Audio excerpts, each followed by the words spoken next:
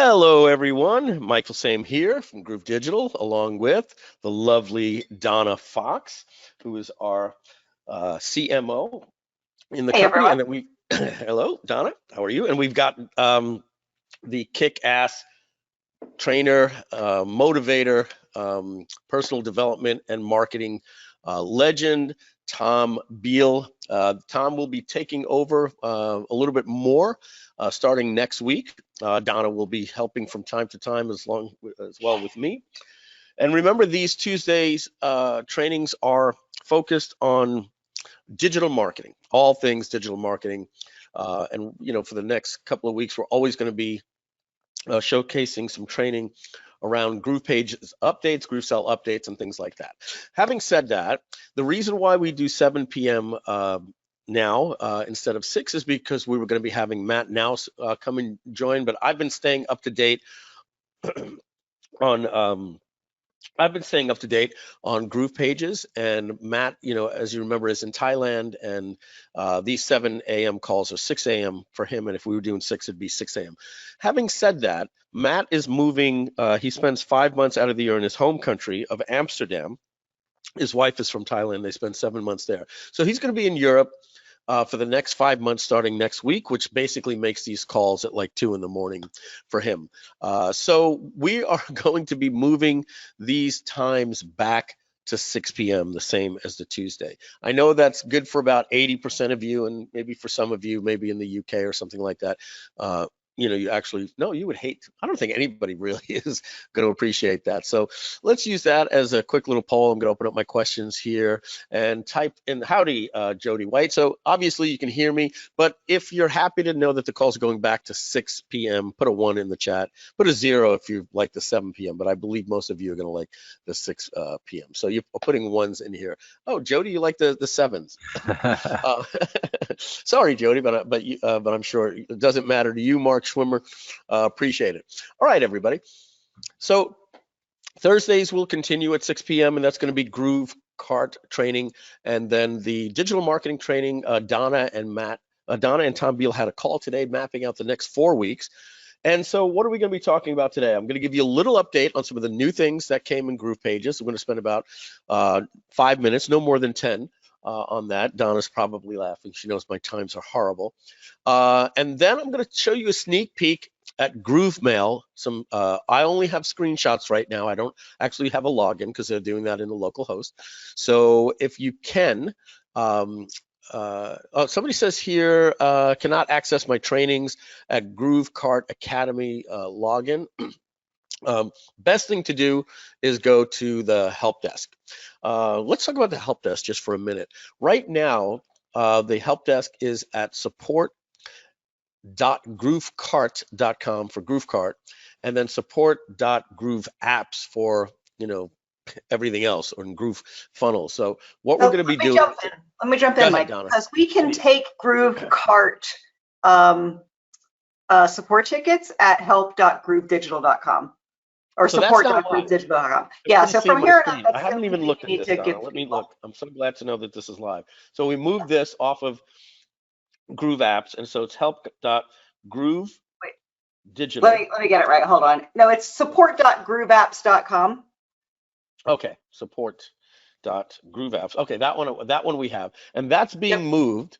We'll announce that when it comes, but this is being moved to support.groovedigital or help.groovedigital. One of those, we'll figure it out. Here's what I'm saying is that all tickets can go here. Oh, so we're done. We eliminated URL this. You ever need to know. All tickets can go here. The old ones, so we're moving support desks. The old support desk tickets, we're going to close out.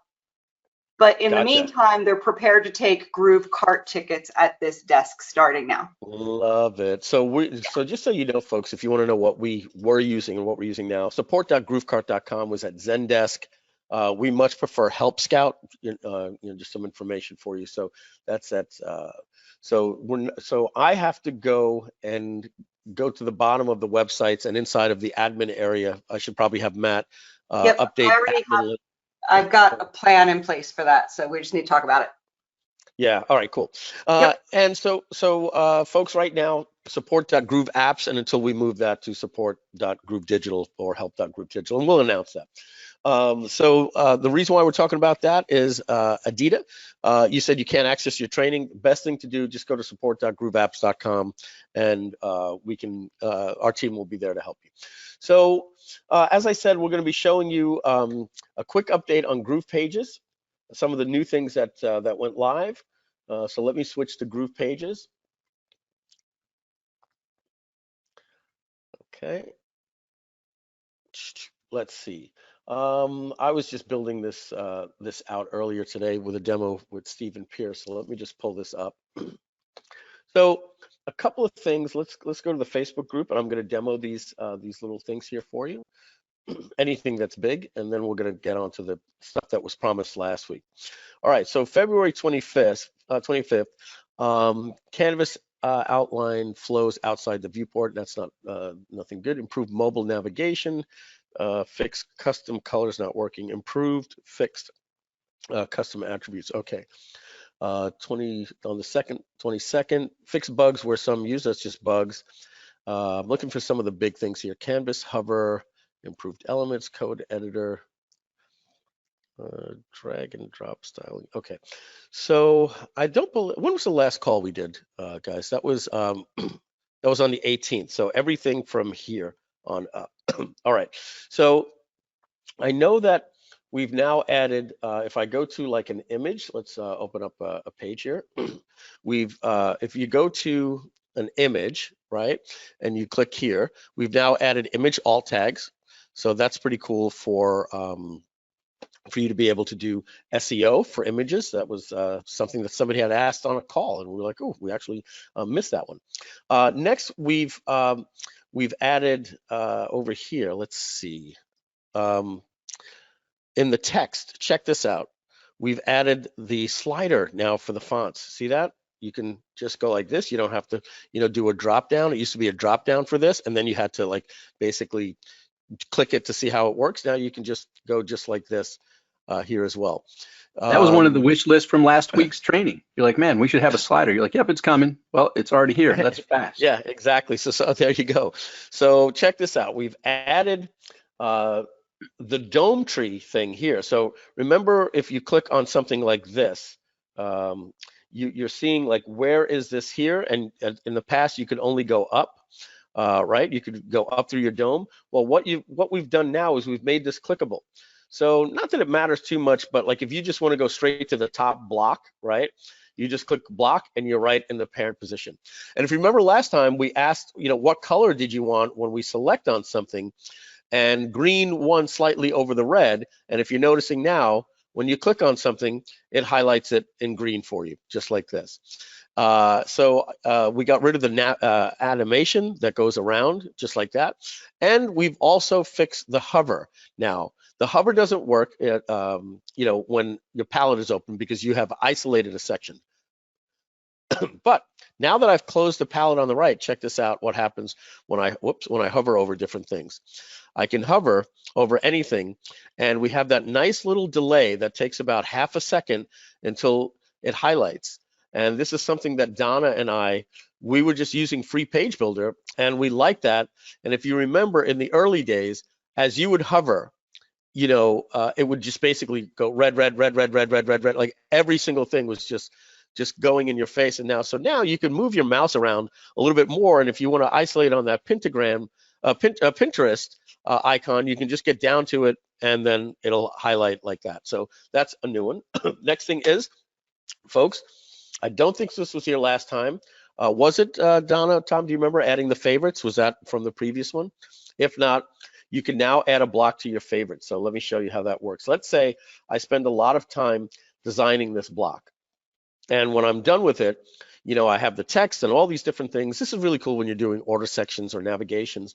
All you simply do, click on favorites, and then we're going to add something where you can create your own category, even like favorites. But you now, without that, can just go down and let's say I want to put that into my content section.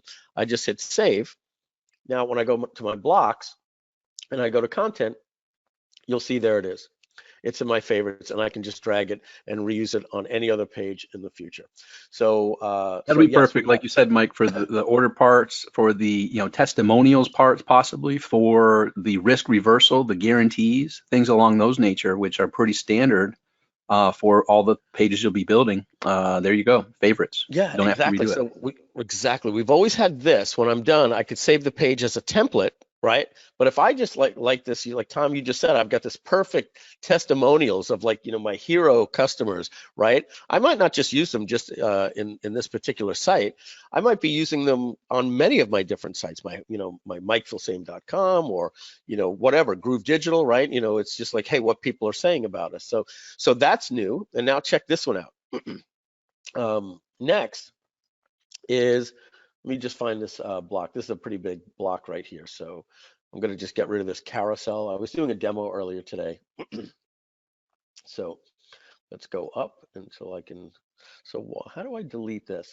Oh, just the trash. I was looking for something else. So let's get rid of this so I have a little bit more room to work. I'm going to get rid of this entire block right here as well.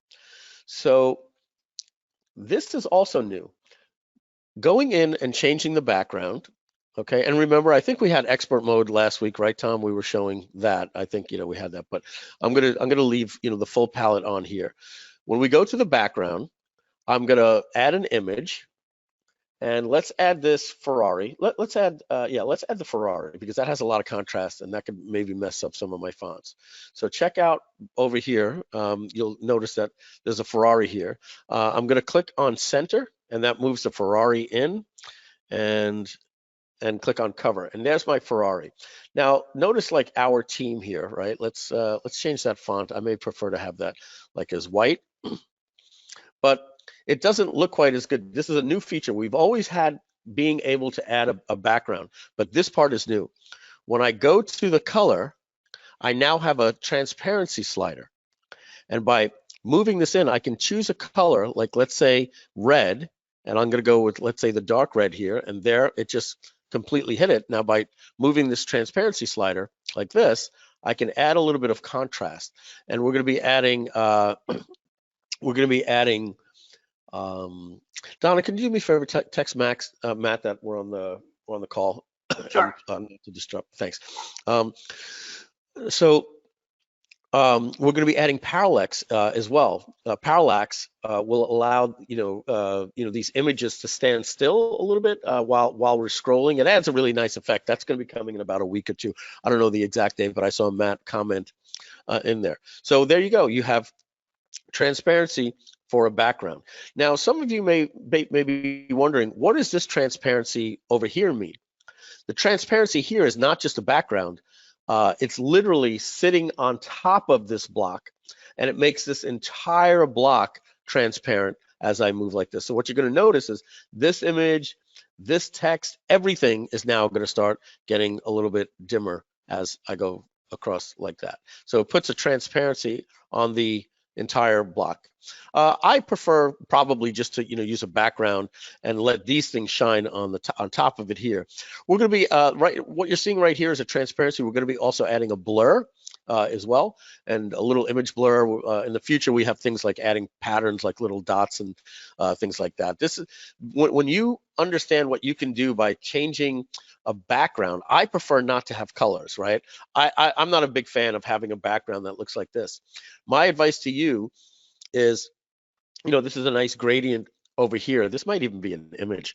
Let me take a look and see here if this is an image. No, it's not an image. I wonder what that is. I have to find out if maybe that's just here, and we had a background image here. Maybe under the background colors, it gives you some options.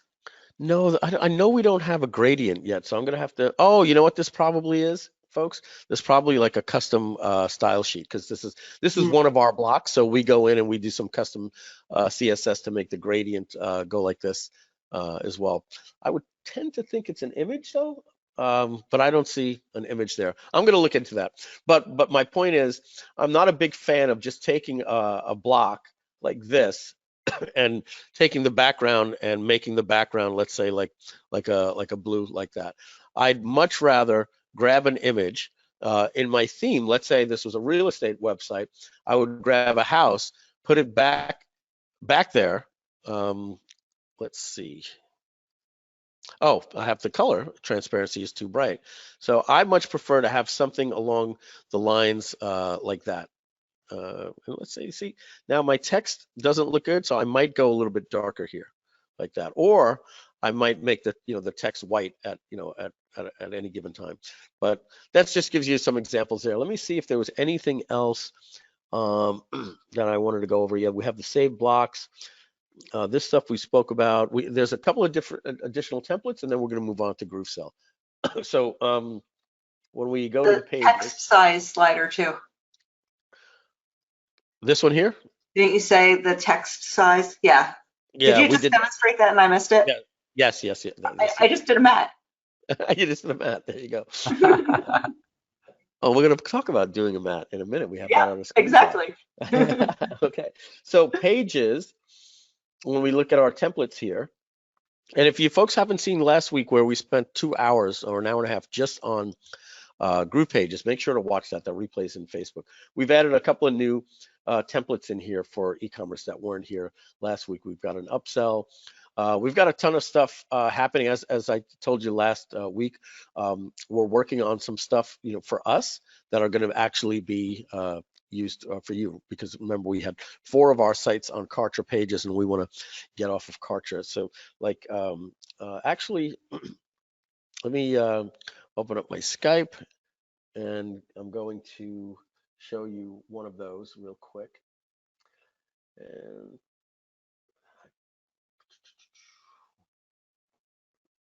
okay, let me click this link here and zoom in. So this is going to be a template that's going to be in our system right now. We're redesigning GroovePay, so you're going to be able to have these gorgeous sites that look like this. So we're going to take this and basically call it a finance template or something, and put lorem ipsum in there for you. But so then we're going to be doing GrooveDigital, we're going to be doing Groove Ads, we're going to be doing MikeFilsaime.com, we're going to be doing a couple of other things, and as we build them for us, they're going to become templates for you. So we think that's pretty exciting. So let me show you a sneak peek before GrooveCell of GrooveMail.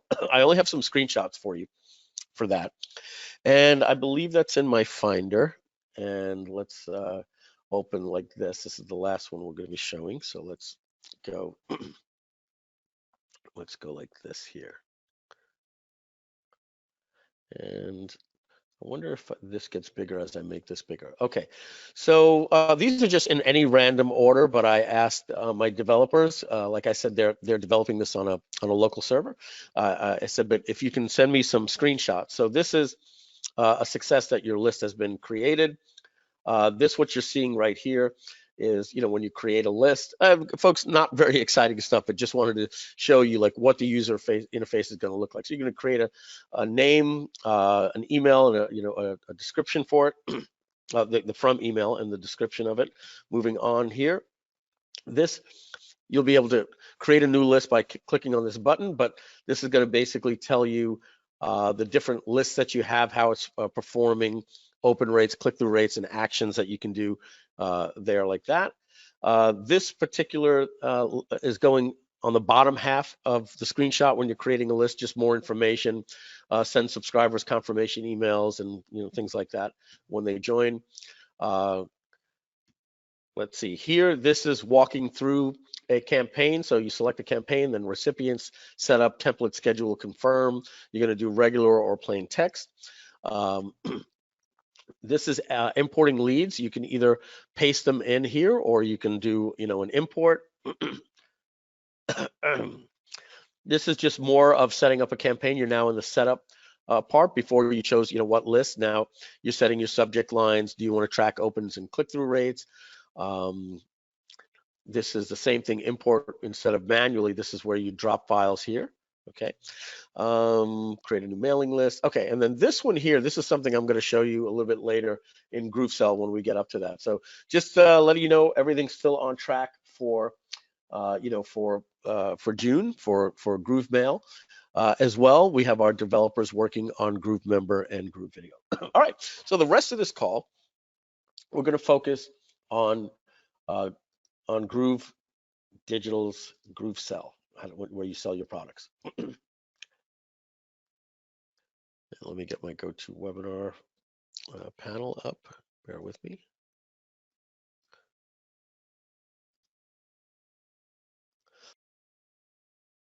And for all those here, Mike, they can see the massive progress that's being made on a weekly basis. I mean, your team, your dev team is on it, and they're implementing and moving at a rapid pace to, like you said, meet that deadline in just a few months in June. But ladies and gentlemen, this is all coming together, and it's better than you can ever imagine. So you're witnessing it unfold on a weekly basis. It's pretty wild.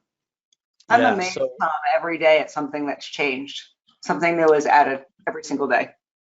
Yeah, so thank you, Donna, Tom, I appreciate that, and I know the team does as well. What I want to let you know about GrooveSell is right now it's highly functional, and the changes to the UI, all the stuff here that it says coming soon, is changing a little bit. Anurup and I, my developer on this, we're going to be spending next week changing the interface so that it actually is going to represent the finished product. So this is the phase going forward, because right now, basically, creating funnels is fully functional. Basically, a funnel is what? When you create a product, your price points and your upsells and your downsells, right? A funnel, according to ClickFunnels, is just a list of pages. A funnels, according to GrooveFunnels, is two things. It's your pages in your funnel, but also you need your products to say what is the flow of the funnel, right? A funnel doesn't just refer to your opt-in page and your upsell page. It also refers to what is the product and what is the upsell and the downsell. Years ago, we used to refer to that as the product, as the funnel. If I said, "What's your funnel?" people would say, "Well, it's a $997 product with a $497 upsell," right? So we're calling these here product funnels, and in GroovePages, they're called page funnels. And I'll explain basically what funnels are. So here, when you create a new product funnel, you could also look at this as like a brand, right? But we have GroovePages, we have GrooveCart, which we still haven't moved over yet. That's being done this week. Free Page Builder will be going live. We have to set up our upsells and funnels here. Review Trust, we have our developer working on that, and Layer App, right? So different websites, and as you can see here, I also cloned my GroovePages funnels for Groove Ads. So, our advertising, when you see Groove Ads, don't think that our company Groove Ads. Our Groove Ads team is actually going to be helping us with our advertisements. And we wanted to separate it from this, which is basically type-in traffic and affiliates, right? We want to have performance that even if everything doesn't track with pixels, I know if a sale comes in here in this hidden funnel, the only way that happened is it came from a sale. So I'm going to take a sip here. Okay, so right now we're going to be working on getting the analytics, or we're going to change this to called reports. We're going to get rid of sales and affiliates here, and it's just going to be one thing here. I'm going to go over all of this for you later when we get to it, but this will have a little thing that'll say something like show transactions or show in charts as a report. And if you toggle to the report, it's not going to show the individual transactions. It'll show a summary, a tons more data than we have here. Refund rate, number of sales for that particular time frame here. We're also doing some really cool stuff with the interface to make this look a little bit better as well. That's going to be really cool. Right now, affiliates, believe it or not, when they go in to check their sales for any particular promotion, right now all they have is this little data here that says that. So coming next week, every single thing that we have here for transactions, everything that we have, if the transaction is related to that particular affiliate, like you see here, they're going to see just their sales. So for instance, if Jeremy Gislason was looking at this next week when we make it live, he might see a report that looks like, let's see here.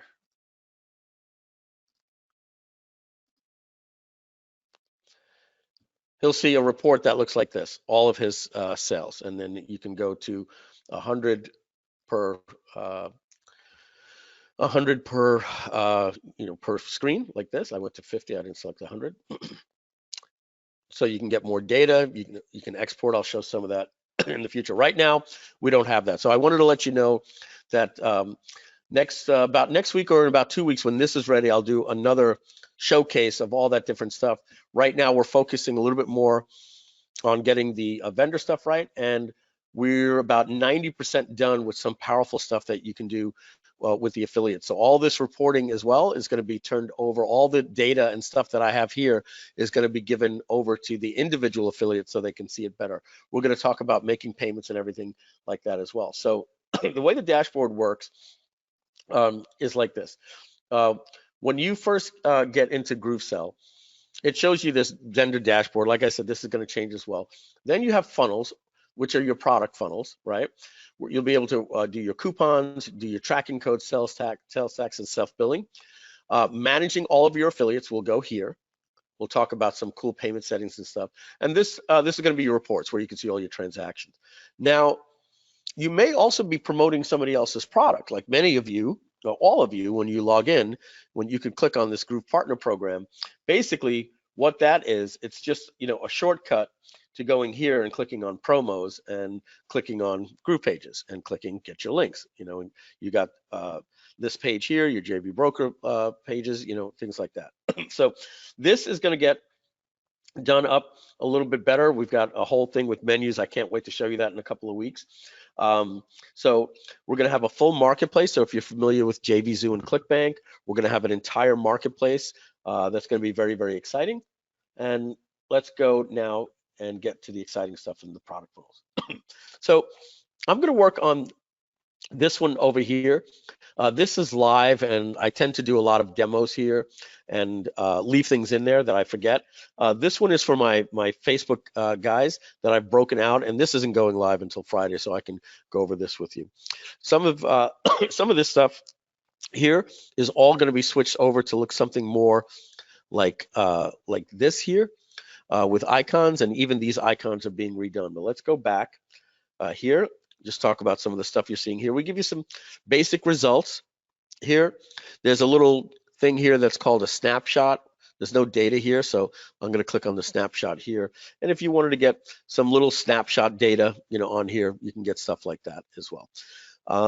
Tells you how many products are in the funnel as well, but a product may have multiple price points. So let's dig in. This right here is just edit. That's just lets me change this name. If I click on affiliate portal, what it is, it gave me my link where I can tell people to go sign up to become an affiliate, right? And I would link that button at my JV blog on a button that says affiliates, click here to sign up, right? Or if somebody says, where do I sign up for your affiliate program? They just sign up here. Now, if they're already logged in, they're not going to see this. It's just going to direct them directly to the page, or they can just click here already, an affiliate, and they can just log in. As you can see, I'm logged in. All right. And then finally, down at the bottom, you can change to draft mode. And it usually starts in draft mode until you're ready to take something live and then delete. So we're going to now click Manage Products. Okay. So what are products? Products are very simply your main product and then all of the upsells. And there's really no such thing theoretically as a downsell. That is a term for an upsell, just saying it's an upsell where I'm giving them a lower price than the previous upsell, right? So to give you an example, I may have a product that sells for $4.97, and then I want to give you an upsell for $2.97, where I'm going to ship it to you. And then you say no, and then I give you a downsell that says, how about I give it to you digitally for only $97? Essentially, it's another upsell, right? I mean, if they say no to one upsell at $297, I'm technically saying, how about this upsell instead at $97? Okay, but we call that a downsell only in terms of we're saying, hey, how about this lower price? Or how about, I take this away and I break up the payments. So when we look here, this is going to be our main product. It's always going to sit up at the top. And then over here, this is going to be what we would call our upsells and downsells.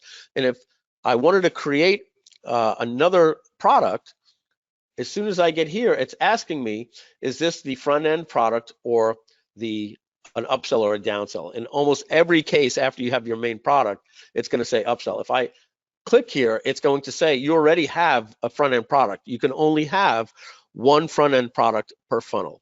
You can have multiple prices, and I'll explain that. But if you want to make this the front end product, it's going to say, do you want to switch out one of your other products as the front end? Okay, there's only one front end product to a funnel. If you want to have another front end product, then you create a new funnel. So I'm going to go back here, and we're going to look at my main product and how that's set up. So a couple of other things here. This is just to copy the tracking code, the tracking pixel, that I'm going to put on my website. We're going to have better icons. This is to delete it. Obviously edit. This is a snapshot of that particular funnel as well for, like, I think the last, all time. And this is where you get your shopping cart link. So let's move forward and walk through the wizard. This is where basically you're gonna, where all the training for all this stuff happens here. So this is my front end product. Now let's, we just name it here. Let's go over to adding prices. Okay. So as you can see, the lifetime offer for GroovePages is a one-time price for $4.97. I'm not going to mess this up. Now, if I want to add multiple price points, I simply do this. I click add a new price point. And now you see it's right here. And I'm just going to give you some examples here. We call this the dollar trial. So I'm going to change this to recurring, okay? And we're going to add an enabler trial for $1. And we'll do a 14-day trial, and it's already selected as days, but I can change that to 1 month or anything like that. And then over here, this is our actual price. And so the actual price may be something like $99 per month. So there you go. Now, I want to add another one, maybe without the dollar trial. So I just say, add a new price point. And I change this one to monthly plan. Okay, and so this doesn't have a trial, so I'm not going to enable trial, but it is recurring at $99 per month. Okay, and if I don't like this, I can hit the trash button here at any time. So let's give you another example here. The lifetime was just $4.97, but let's just say that this was called the annual plan. Well, here, this is also recurring at $4.97 a year, right? So I go to yearly, and I've just set up an annual. Now, I can even say something like this. Hey, try it for $1 for a full 30 days, and if you like it, do nothing. And you'll be conveniently billed $4.97 a year after 30 days, right? But I don't want to do that. Let's add one more price point. I want to show you some of the complexities that we can do here. And here, this is something we don't have. I'm just giving you an example. Let's say I was doing the lifetime, and I'm just going to put flex, right? Or easy plan, right? So I'm just going to use the same description for that right now. So next is installments, right? The difference between recurring and installments is recurring never ends. The payment goes on between now and until the customer cancels, okay, in perpetuity. Installments is something like this. We're not going to have a trial. I'm going to say, how about instead of $4.97, I'll give it to you for 3 easy payments, 3 installments of $197. And just like that, I've added multiple price points to my product. And I'll show you later how you can choose to put these things at a checkout or link those buttons to a button in GroovePages. But let's just do one more thing just for this sake here, because I think this is important. And what I'm doing, folks, is not something necessarily that I'm doing. It's something that I've done over the years, and I want you to understand that, oh, this is how you would do it. Do you have to go create another funnel? No. I'm going to give you 2 more examples. We do Christmas specials, right? We are known as Black Friday specials. We do 4th of July, Valentine's, you name it, right? So let's just say we're going to do a Black Friday special. Let's add a new price point. I may say that lifetime, right? Black Friday. available for 4 hours and 4 hours only, blah, blah, blah, whatever, right? Now, this is a one time because it's lifetime. I'm going to do it at $297 as an example, right? Again, nothing I've ever done, but I want to show you if I was to do something on Black Friday, what do you do on Black Friday? You do something insane, right? Amazon has these Prime days, right? So, you know, I could create a price called Lifetime Black Friday, and I can say this is open for 4 hours and get this.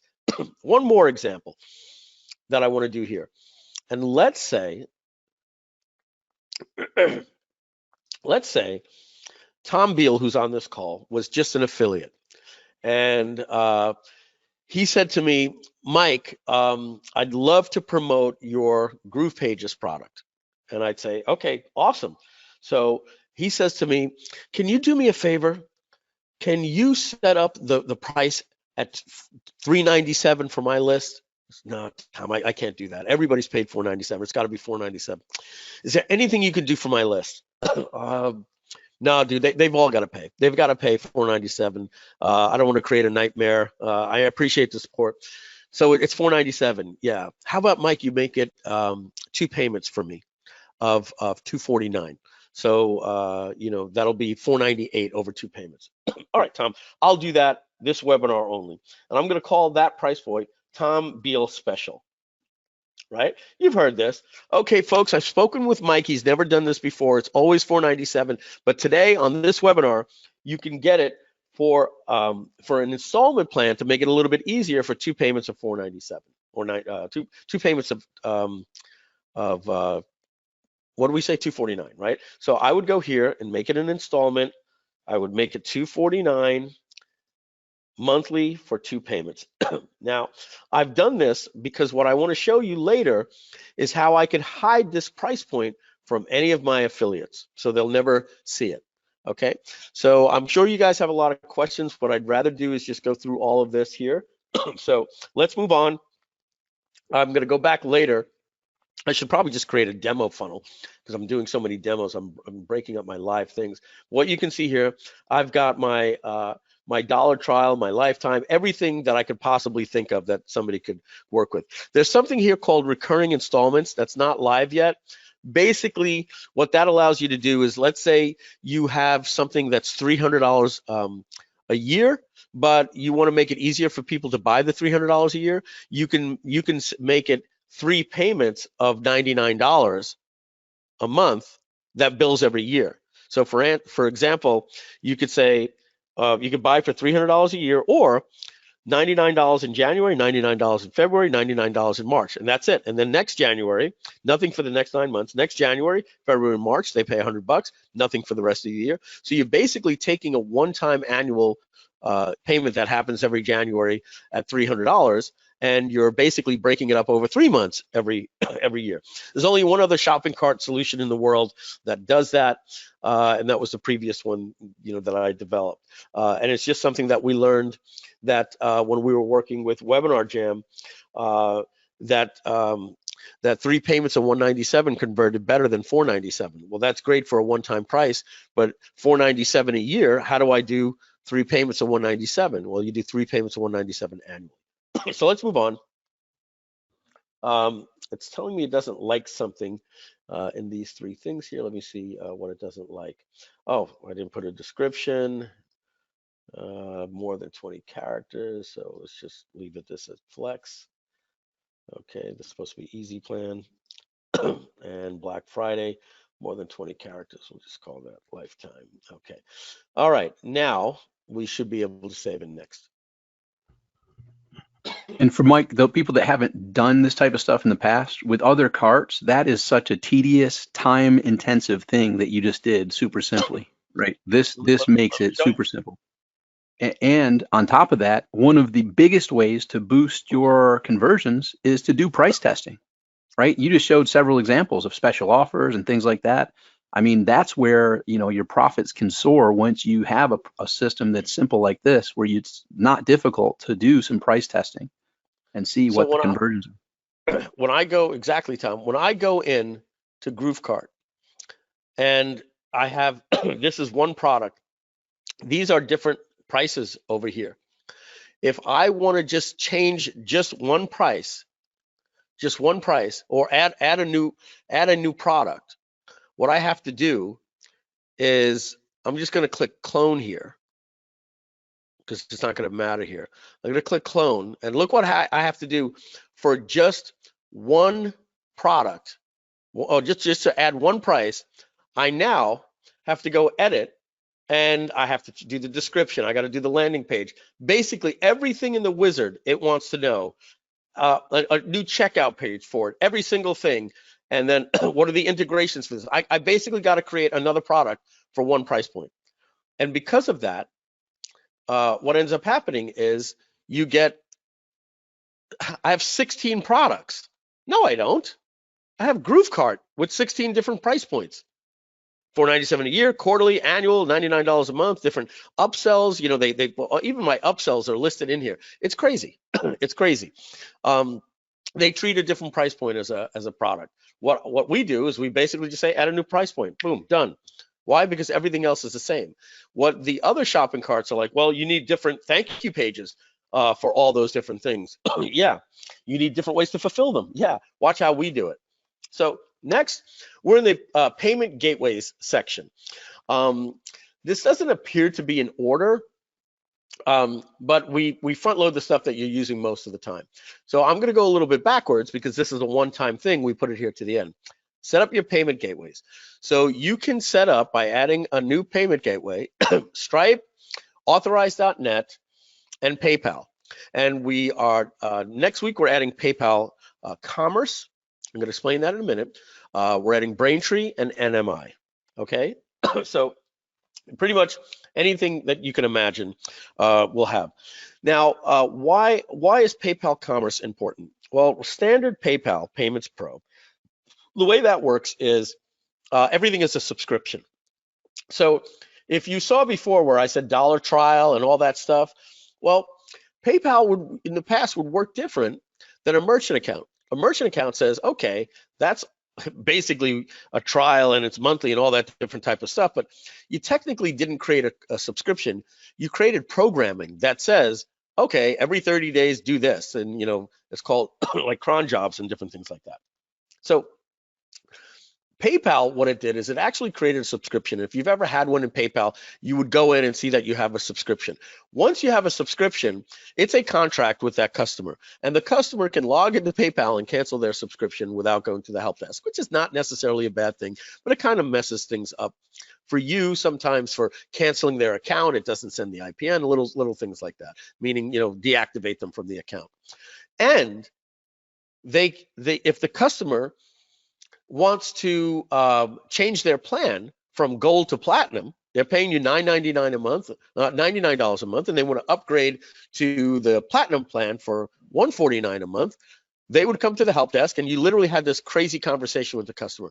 Okay, go and sign up for the platinum program, and when you're done, let us know and we'll cancel your subscription. Right? There was no flexible billing. So with PayPal Commerce, which I'm going to tell you why it's important in a minute. PayPal Commerce is basically where you set the customer signs up, they log in their PayPal, and they click OK, you know, done. But what that means is later, with one click inside your members area, you can upgrade the customer from $99 a month to $149, and then back to $129, that to $89, back to $99. You could add additional plans, additional things like, oh, I'm just making this up. You want the Review Trust on top of your $99 a month plan for GrooveFunnels? You want Review Trust for making up a price right now, $97 a year? Okay, click, and now you have two separate billings that are going on. If they want to do a one-time upgrade, oh, I like that t-shirt. One click, buy $49, keep their other payments intact. It works more like a merchant account. The reason we don't take PayPal right now in our company is because we didn't have that technology. Now that we do, we prefer it. We're going to be adding that. Okay, going to take a sip here. Hey, Mike, when you come back on, a couple of people are asking specifically about GroovePay, how it will work, will it have flexibility, when it's available, how to get it, all of that. Yeah, you got it. We're going to get into that. and I'm going to talk about GroovePay, what it actually is, and GrooveSell payments. Awesome, thanks. All right, so you got it. So right now, you're seeing 4 Stripe accounts, 1, 2, 3 PayPal accounts, and 1 authorized.net account, basically my GroovePay account, right? Okay, so what you see here is the name that I called it. This is just me giving it a name. ST meant Stripe, PP meant PayPal, and AuthNet Live, whatever, right? So this is a Stripe account I got for our company, GroovePages LLC. We have GrooveCard LLC. I got a Stripe account for that. They needed a tax ID number. I had a legacy Stripe account. GrooveDigital, we got a new company for that, our parent company. We got a Stripe account. We also have one for PayPal with our GrooveCard, a PayPal account for GroovePages, and a PayPal account for GrooveDigital. So you can set up, an account for all your PayPal Stripes if you have multiples. All right. Now let's go backwards here. If you don't have a merchant account, what you'll do is apply with GroovePay, and then you can just connect your merchant account just like you would any authorized.net or NMI. We're also setting up our own gateway that will be like an authorized.net or NMI. It's going to be called Paid Digital, and we're going to be working with other platforms, but that's for another day. So yes, you can have your account here, and you would go in and you would go just like this and click add an authorized.net account. And then you put all of the information to your AuthNet account that's hooked up to your GroovePay. All right. I'm not going to get too much into that. We can help you with that, and there's going to be documentation for all that. So now let's go back to something that you'll manage a little bit more on a weekly, monthly basis, or you'll be back and forth here. It's not just a one-time setup.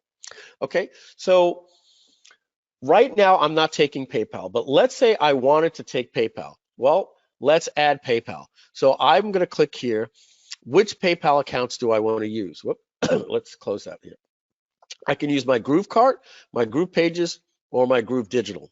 Okay, I'm teasing here. That's not the case. I shouldn't have said or. It's really and. So what that means is let's start with GrooveCart. And if that's the only one I'm using, I have to put 100% here. But I'm not. I'm going to put 35%. And now let's use my GroovePages. Okay, and that's done some decent volume, so I'm going to put that one at 45%. So now we're at 80% total. And then now let's use our GrooveDigital. This is a brand new account. Let's keep this low at 20%. And now every single time the checkout page loads, 35% of the time they're going to pay this PayPal account, 35% of the time they're going to pay this GroovePages account, and 45. And 20% of the time they're going to pay this GrooveDigital PayPal account. So what did I just show you? I showed you that you could rotate your PayPal accounts if you have multiple accounts. How do you get them? Separate LLCs or incorporations, or have different tax ID numbers. You might have a personal and 3 businesses, and your wife may have a business, and you can put them all in here.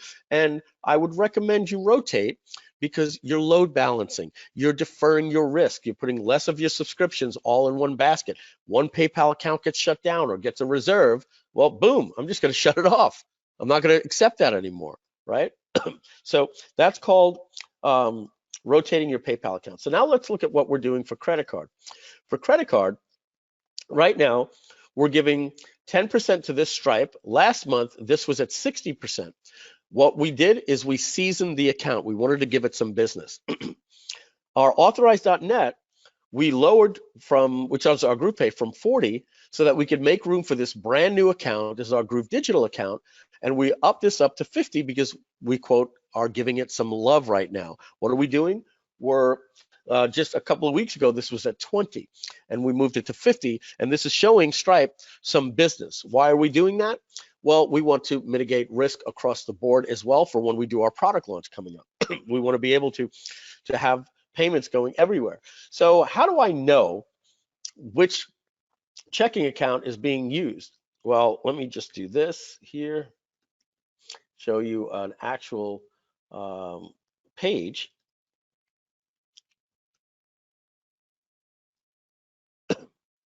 So here I'm at checkout, and if you notice right here, we do a couple of things at checkout. Number one, we show your refer, who the affiliate was.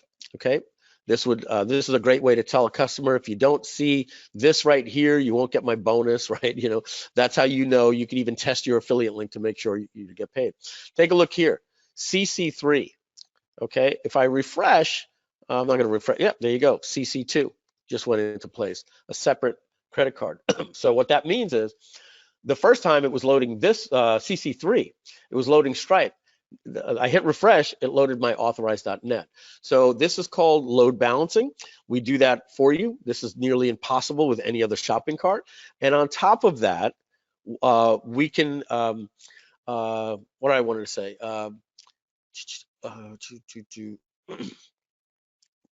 think I was about to get into the PayPal risk mitigation, but I thought there was one more thing I was going to say with the load balancing, but if it comes to me, I'll bring it back up.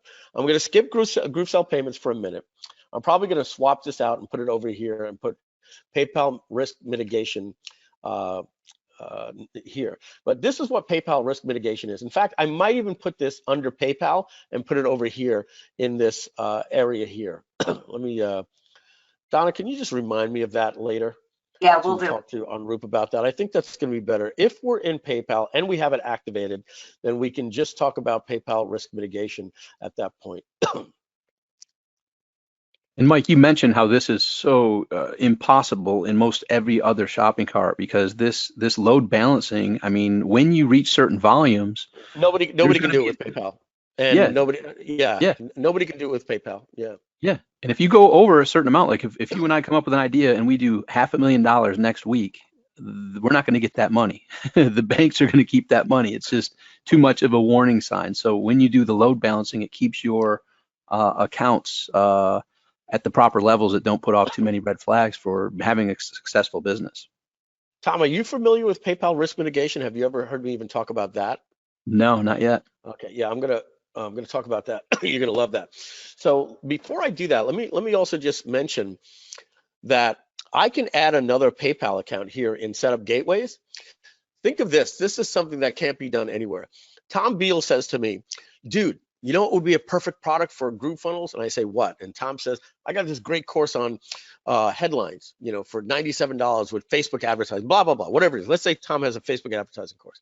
And I'm like, okay, cool. And he says, can you do me a favor? Can you put that into your upsell? I say, yeah, that gets a little complicated, Tom, but you know, it's your product in my merch account. Nope, not with us. I simply go into Setup Gateways. I add a new PayPal account, and I put Tom Beal's credentials in there, right? And now, when I go to create another product, you know, when I create my upsell, that product, right? Let's say I was in my upsell product, that product would get Tom's PayPal. So I could literally, you know, have the money go to Tom. And the little things later we'll talk about, you can share contracts and different things like that. But let's get back to PayPal risk mitigation over here. I've shown you that you can rotate PayPal, you can rotate your merchant accounts, but PayPal risk mitigation is a little bit different. So let's imagine that we're still here in PayPal. There's two things you can do, Tom. Number one is you can say, what percentage of times do you even want PayPal to show at the checkout? So now remember, right now, 35, 45, and 20, that adds up to 80 to 100%. That means 100% of the time, it's going to show PayPal. All I'm doing is I'm load balancing this, but I want to mitigate my risk completely with PayPal.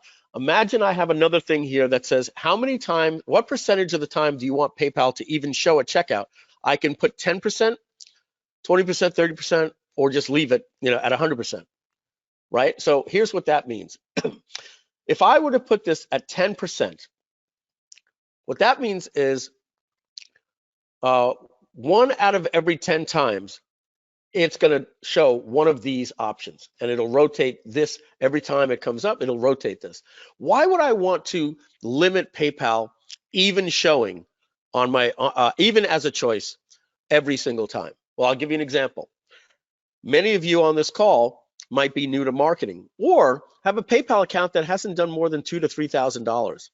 You are now a digital marketer.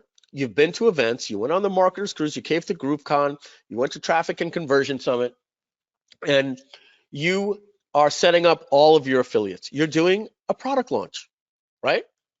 Fantastic. Now, you're doing things really, really good. You might do $1 million over 14 days, right? Or you might do 300,000, or you might do 100,000. Just bear with me right now at a larger number, just so I can make my point here, right?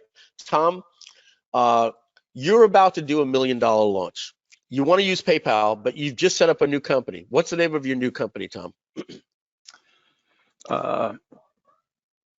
Applefast.com.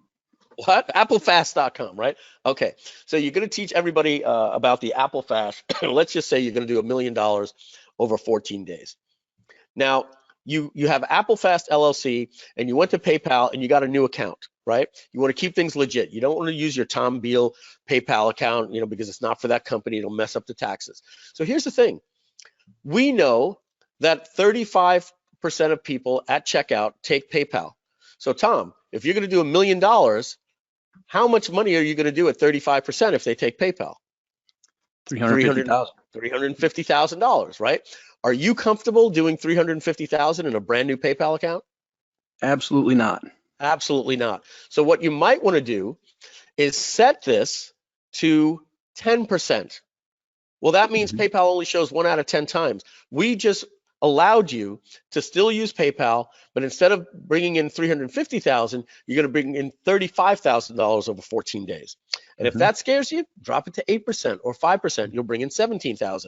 And guess what? You've mitigated your risk with PayPal, right? And you've seasoned that account.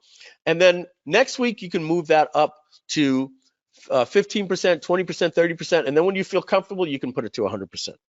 Okay. Yep. So that's a way to still take PayPal and not have to log in every day and shut off PayPal, turn it back on. Wake up by noon, shut it off because you've done 3,000 for the day. Shut it off, right? This just allows you to mitigate your risk. No, this is like outside the box thinking. There's just nothing else out there. One last thing, Tom, that you can do if you don't like the percentage option is you can just say do not feature PayPal, make it a little bit less easy to find. So instead of having a tab, right, that says credit card, PayPal, we might have a little link down at the bottom that says click here to pay with PayPal, right? So now you're probably just bringing it down to 5-10% that way because people just see a credit card form and they didn't even know there was PayPal. You could do it that way, and that way every single customer, if they maybe say to you, hey, do you pay with PayPal? Yeah, just click the link at the bottom there, and you have PayPal showing for every customer. One last thing that we're also doing is you're going to have an option here in PayPal to turn on bill me later contents. So what that means is we're going to produce a video generic that shows people bill me later, and you're going to see credit card, PayPal, and bill me later. Or PayPal credit, it's actually called now, PayPal credit. What is PayPal credit? PayPal credit is available to any consumer, not vendor, any consumer. So it doesn't matter if you have a PayPal account, you accept it because you don't even know that you're getting it. PayPal credit is available to any consumer in the United States. It is not for recurring billing, it is not for installments, and it is not for anything under $99.99. So anything over $100 one-time payment in the United States, the customer will see at checkout, pay with PayPal credit. You don't have to turn anything on. That is PayPal's decision. Like when you're at Costco and they say to you at checkout, would you like to apply for a Costco credit card? That's PayPal's way of saying, would you like to apply for a PayPal credit card? They give it to every single person with a US PayPal account when they log in with a US PayPal account for any purchase over $100 or more. The customer applies, puts their social security number in, gets any amount of credit from $500 to $5,000. And then that money goes into their PayPal credit wallet, and they could use that funds to pay you, and you wouldn't even know that it was PayPal credit. Why are we going to be putting that on the checkout pages like this? I'll show that later, when they get to the billing part. The reason we're doing that is because it improves on conversions. So many people say to me, Mike, how do I turn on PayPal credit? I'm like, you don't understand. You don't. It's PayPal saying to a customer at checkout, do you want to pay with PayPal credit? Do you want to PayPal, you want to apply for a loan with PayPal. So they're getting it anyway. Educating the consumer that it's there, when they click on a tab that says credit card, PayPal, we're going to detect their IP. If it's in the United States and you have PayPal, there's going to be a little thing that says pay with PayPal credit, and then some information is going to show up that says get instant access today, no payments, no interest for 6 months, and 0% interest for 6 months as long as you pay it off in 6 months, and you just put the PayPal widget that tells them all that information. There's no technology here, folks. This is just us making your carts convert better, because PayPal credit increases conversions, especially on your larger annual or your larger prices, because it doesn't work with the installments. So generally, let's say you have a payment plan for $997 is your one-time price, or you have 3 payments at $397. Generally, you'll see 35% of the people pay $997, and 65% of the people take the installment plan. When you do PayPal credit, the numbers reverse. You'll see 65 to 70% of the people paying upfront. And here's the next thing. They didn't use their money, so if they get a refund, that money just goes back to their PayPal balance, not their PayPal credit. It doesn't go into their PayPal balance. So a lot of people aren't itching, oh, I need that money back, I better ask for a refund. I didn't know money was going to be tight this month, right? So your refund rates go down drastically as well. So we're just putting that in just to increase conversions. We're thinking ahead for you folks. Now, I'm going to move on to the last thing, GrooveSell payments. I'm going to take a sip here. Donna, if you want to comment on that PayPal credit stuff, or Tom, while I'm taking a little sip here, because I never spoke to you about that, Donna. No, that's awesome. I think, so this was my first reaction when I heard you say that we were going to have the PayPal credit there, and we were going to have a generically produced video explaining it. I got excited, because I can't tell you how many times I have foregone using PayPal credit in a particular funnel because it would take too long to put those steps into place. So I've done, like, to get out the door faster, I've just done the quick and dirty and easy thing, which is, do the bare minimum so that you can get out the door. And I've foregone something that would increase conversion like that at the jump because it took so long. So I really, really love that we are not only having it as an option, but having it as an option, including all of the things that make the user experience better. That makes me so proud of these companies. Tom, you were going to say something? Yeah, well, she hit the nail on the head, similar to what I said back when you can do the multiple price points with just a couple clicks like you showed. Now that was another way to boost conversions, but like Donna said, that just took too much time to do. And similarly, the PayPal credit is a proven method to increase your conversions, but it's an arduous task to try to fit it all in with deadlines and things like that. What you just described, Mike, simplifies it, is going to boost conversions, and you get paid as the vendor, full pay, even when people are making the payments to PayPal. That's a huge benefit. So you collect more up front versus them choosing an installment plan. They go with the PayPal credit. You get paid from PayPal right away. Awesome.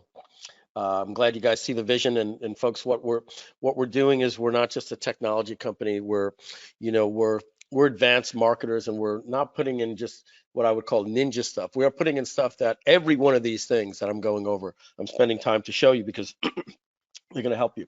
And I know I've been coughing and going into the mic a lot, while we've been talking. You're not going to believe this. I apologize. While you guys were talking, I have this big, huge Gatorade here, and I took a sip of it while I put myself on mute, and I literally swallowed some of it in my lungs. So I do apologize. No. I'm going to get a little bit worse, but I'll do my best and keep it. You can talk for a few more minutes if you need it. Yep. We'll see. Yeah. And I'll try to hit mute if I have to cough. I'll take a moment to just hit the nail on the head there. What Mike was saying about how we aren't just kind of creating this, I forget exactly how you said it, but we are building in all these cool features, not just because they're cool, but because we have experienced the pain of not having them. And I mean it when I say pain. It's painful when PayPal holds your funds. It's painful when you know that you're doing something that doesn't increase your conversions from the start, or it's painful to do the right thing when software platform makes it complicated or difficult for you. And even though you know it's the right thing to do, if your software isn't supporting the right thing, then you really do experience the pain of either doing it or not having it. So Mike's absolutely right. Like these complicated features that we're talking about that we get so geeked out about, that geekiness is coming from us realizing that you will never have to experience that pain. Yeah. That was that time, Mike. You're good? Thank you. I think you heard me struggling. I think I'm a little better here.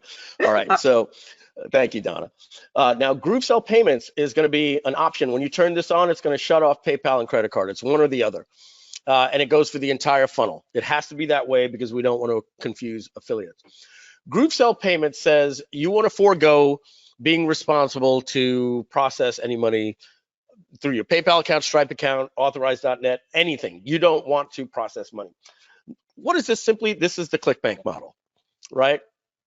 This is a ClickBank model or like 2Checkout.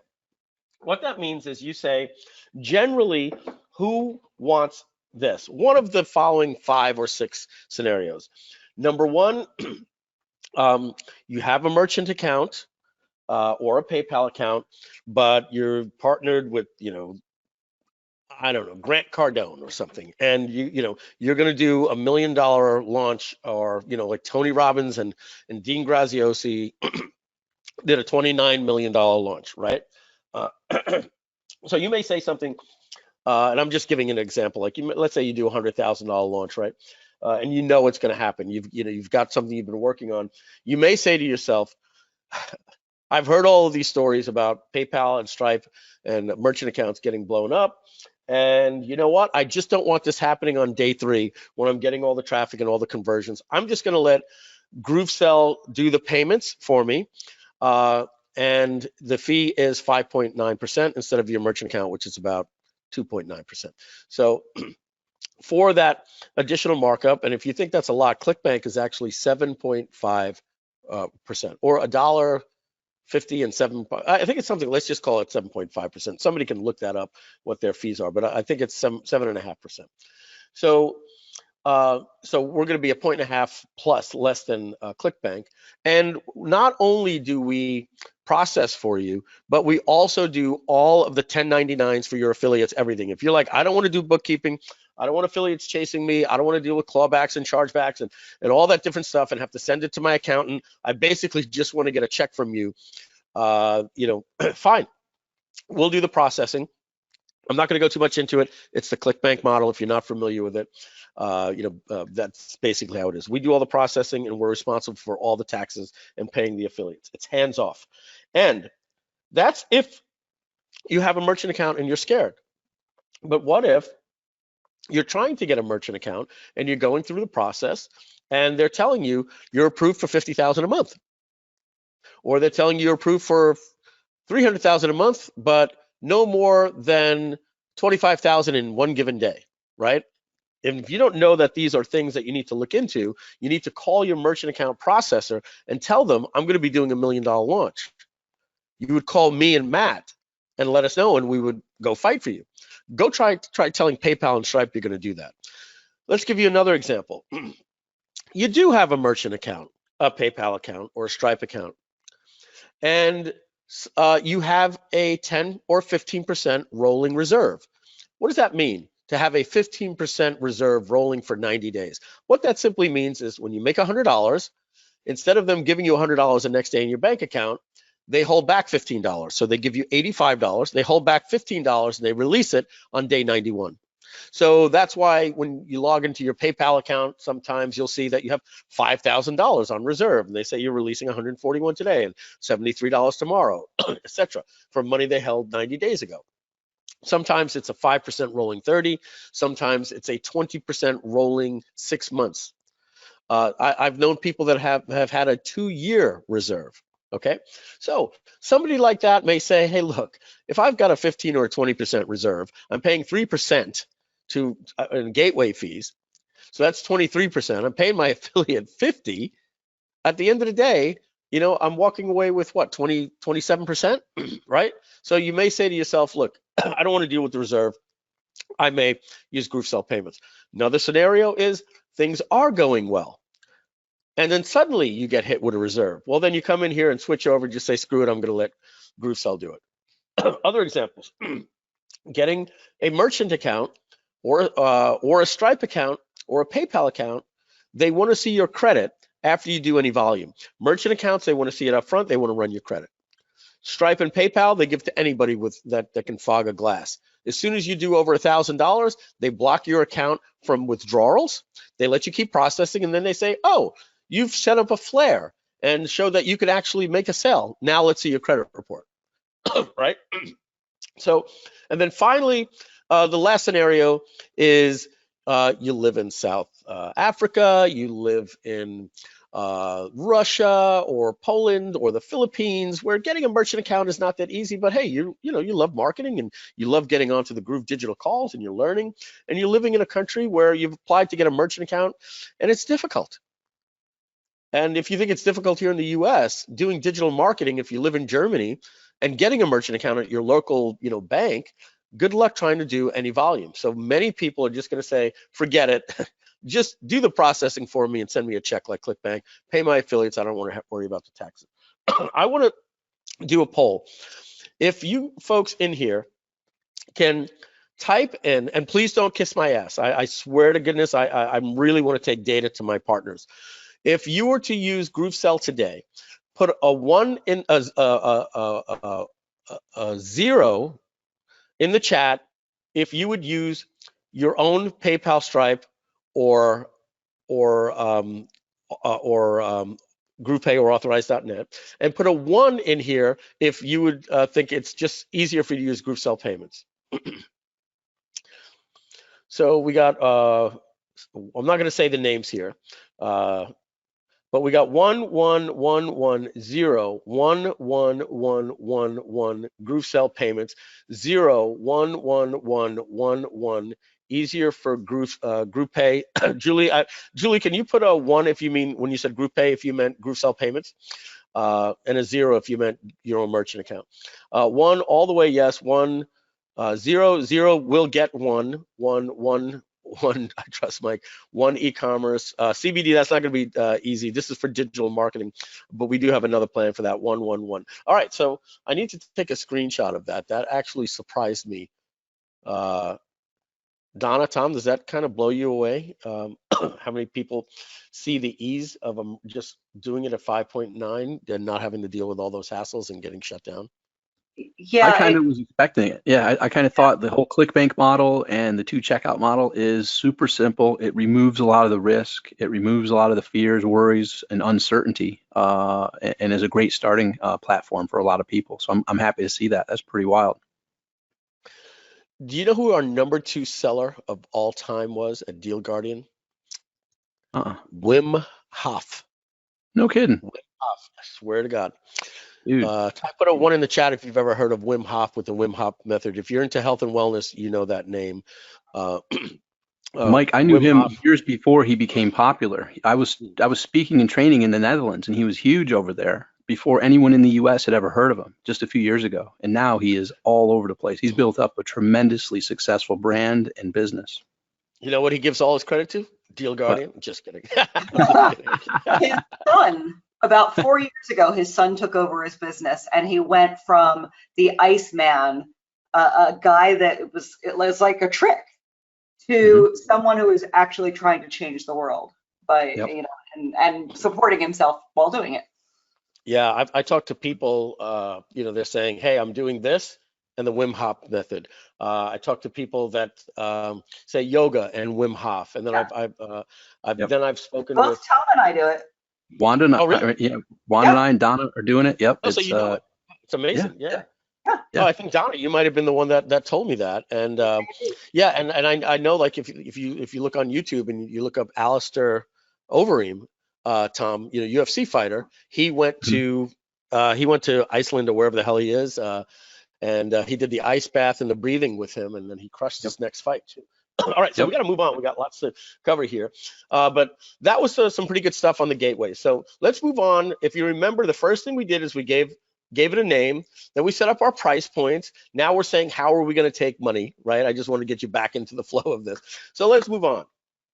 we're going to go into the contents, right? So the contents is what is the URL that is your default page for your affiliates. Normally, if you were, let's say, GroovePages, it would just be groovepages.com, right? Or wherever you're sending your traffic. Your thank you page. This isn't the thank you page that is a successful transaction page after they buy. What we're asking here, this is the thank you pages that your customers access their information, the final transaction, not your upsell. So literally, when things are all said and done, what is your final thank you page? All right, so here, if you're wondering, why do we have a different thank you page here, right, for every single price point? Well, the reason why that is, and I can go all the way down and do this, right? I can reuse the same one over and over and over again if I wanted to. But the point is, the point is that you may have different things that you want the customer to download depending on what price they paid, right? So I'll give you an example. You're doing an event. You can pay $297 or $497. $497 is the VIP. So on that thank you page, I might want to say thank you for being a VIP. Click here to register for the VIP dinner, right? I'm just giving an example. Let's give another example. I have a monthly plan and an annual plan, but for the annual, I said something like, if you buy the annual plan, you get my $497 Facebook course absolutely free, right? I'm trying to excuse somebody to not pay monthly to take the annual. So on this thank you page, I'm going to have a separate download box that says download course. Here, I don't want them to see it. That's just examples. Now, if you remember before, when I logged into Pay Kickstart, they thought that you had to create a separate product because you had because every product had a different sales page. We're simply saying you had a new price point. Well, then you can simply just add a new thank you page per price point. Next, well thought out stuff, folks. Trust me, this is why this stuff looks easy, but it's very complex with other shopping carts. With us, to set up your product is very easy. This I'm going to go through real quick. How do you want your checkout page? I have it right now hosted at GrooveSell. Let me also tell you this. What you see right here, this is a username. So our username is GroovePages, right? But if it was Tom Beal, Tom's page would be tombeal.groovesell.com. But like with GroovePages, we also allow you to use custom domains. So what that means is Tom Beal, if he wanted to, could set it up to look like this. Tom Beal. It might be, Tom might set it up at a subdomain, so it might be something like cart.tombeal /checkout. But yes, we do allow you to use custom domains, which also means your affiliate links will be branded to you, not to GrooveSell if you want. If you're not interested, then great. It's just going to be a traditional GrooveSell URL like you're seeing right here. All right. So, but going back to here, you can also use a pop-up on your site, and what that means is when the customer buys, a little pop-up modal, basically this, something like this just pops up right on the page. So I'm going to pop this out here for a second, and I'm going to go to a page and try to see if I can make this example work.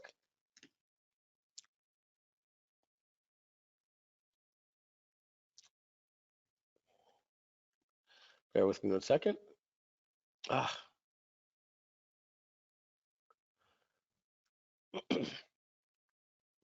Okay, so imagine the customer clicked right here.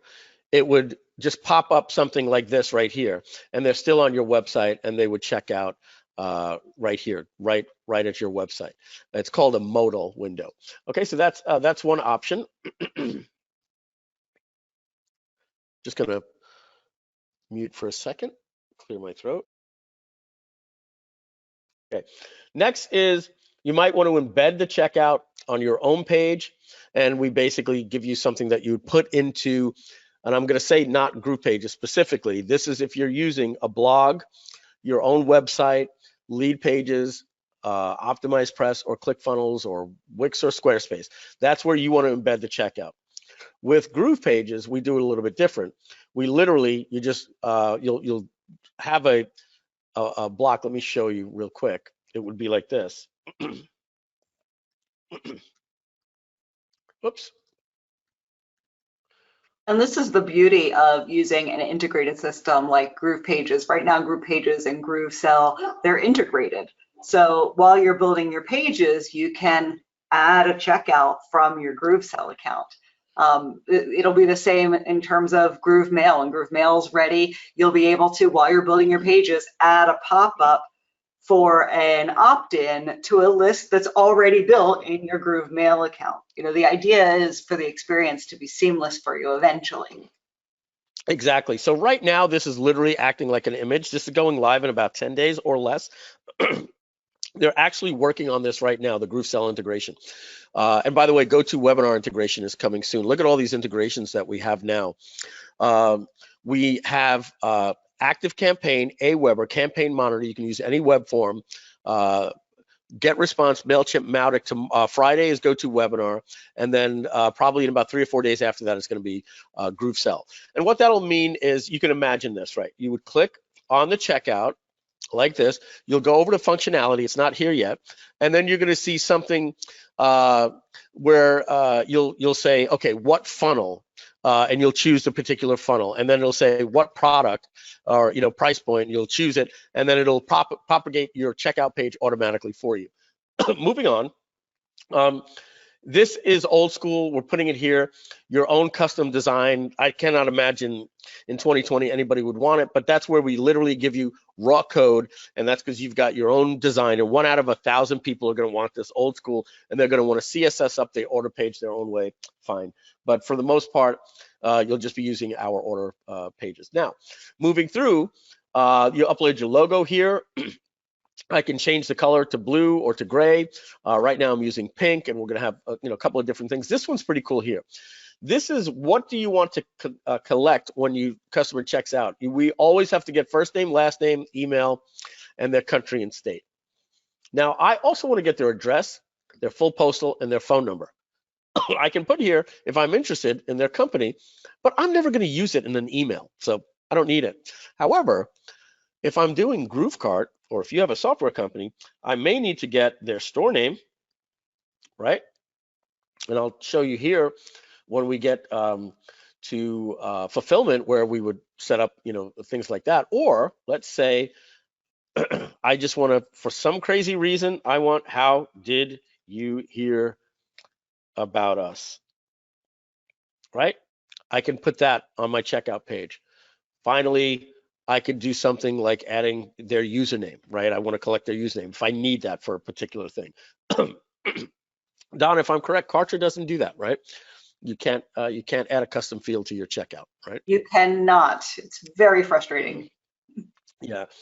Not going to talk about why. The word stubborn will come up.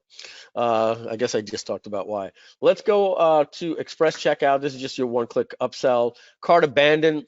This means that if you want to tag your leads, right, and this is going to go live when we have GrooveSell, right? But what that means is when the customer goes here and fills this information out like this, and it goes continue to billing, we've just put that customer into your CRM. If he or she does not buy in an hour, they don't buy in 1 hour, well, then what we're going to do is we're going to put them into a cart abandon follow-up sequence, right? So what did you just do? You just collected a lead at checkout, right? So some forms have all of the information in one. We have what's tested, contact, billing, and then it goes to the payment. Let me just put in some information here. Now I'm going to go to my billing, right? Makes it very easy, very unintimidating. Going to talk about this right here. You notice I cannot complete purchase unless I agree to the terms. So let's keep going on here. Custom CSS tracking. This simply means if you have anybody in an advertising team, they're going to ask you to put a pixel on this checkout page. And you're going to say, I can't put a pixel on that checkout page. It's hosted by GrooveCart.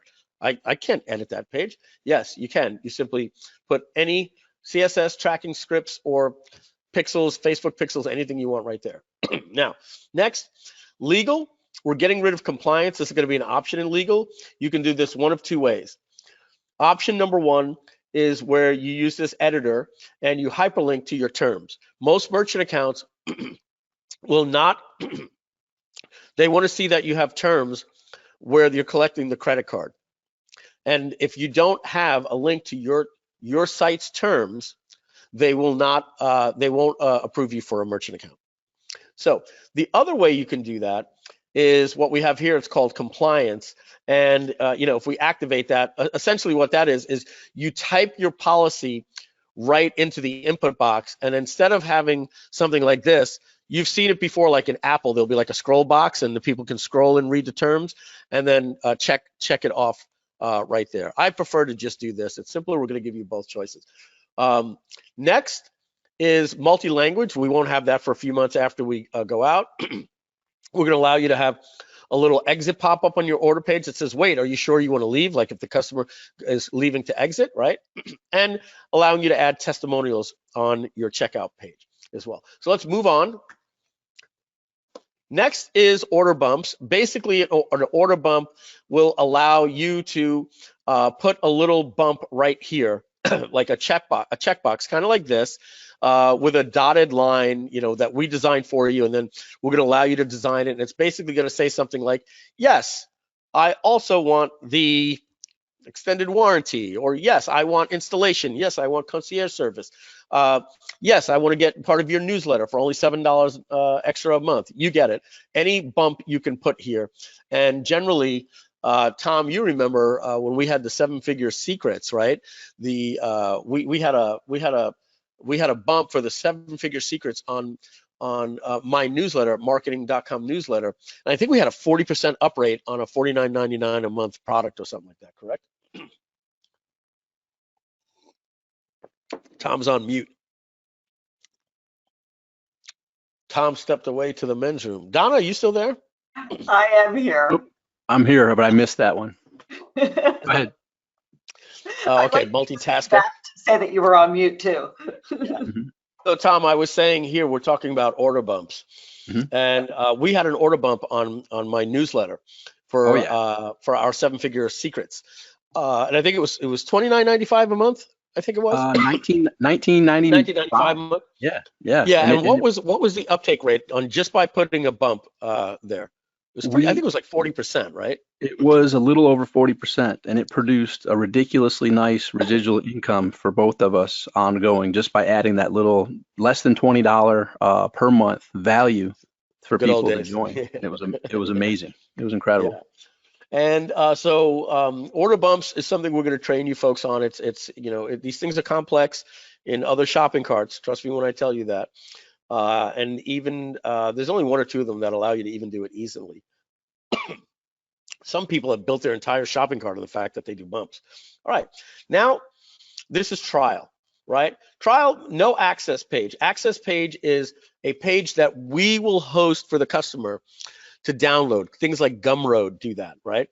So no access page. We're going to basically make this say, I'm going to use my thank you page, right? We're also going to allow you to use a downloadable file that we will email them.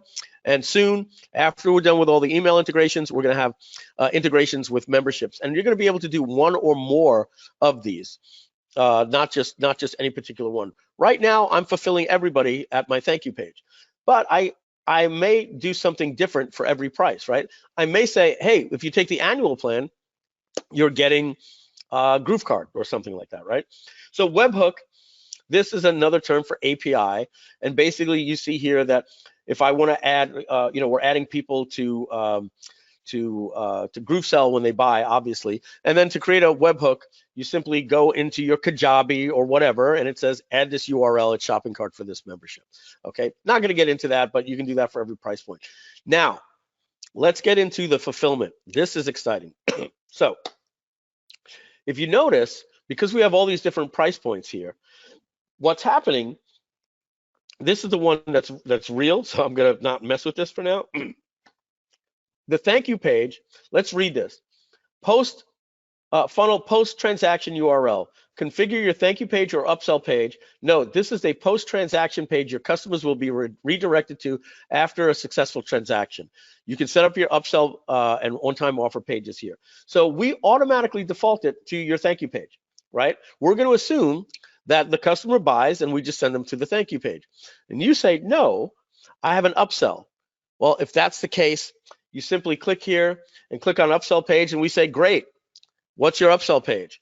And you give it your upsell URL of your GrooveFunnels page. We'll have a drop down here if you want to integrate with GroovePages. If you ask me, doing the drop down, this funnel, I would rather just take the URL and just paste it. It's easier, but we'll have full integration with GroovePages, right?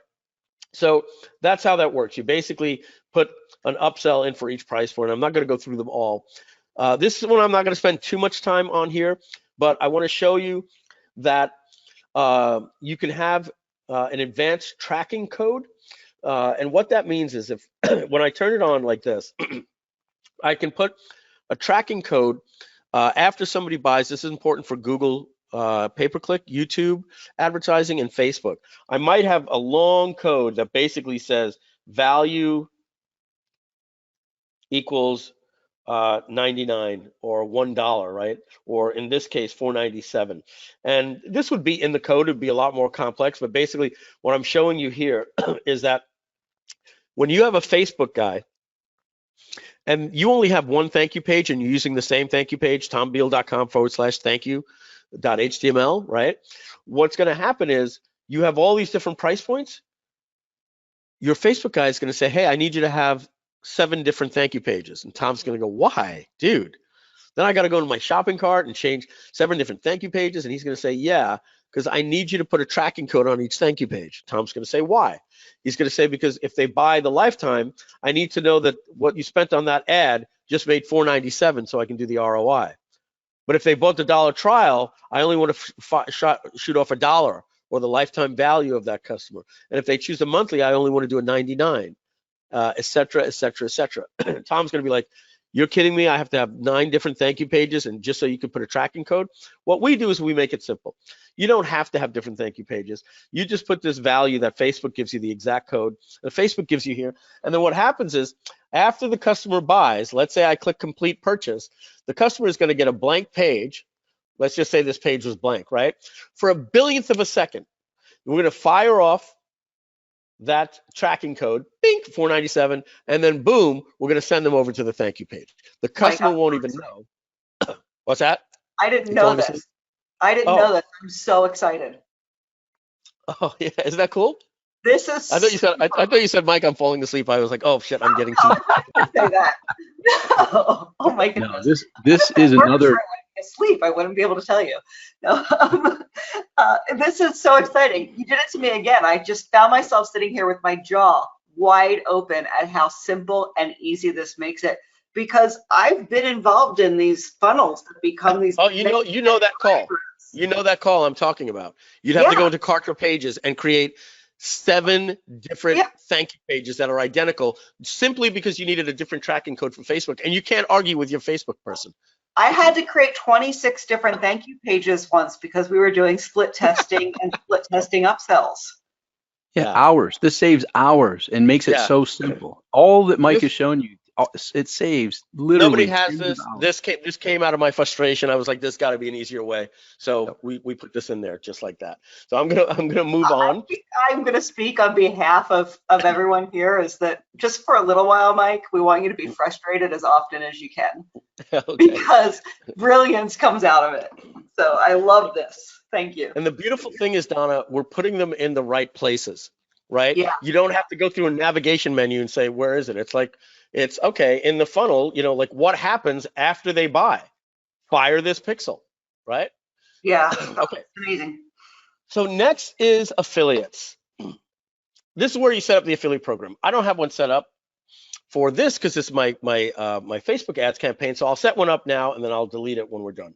Now, the first thing we have is commissions.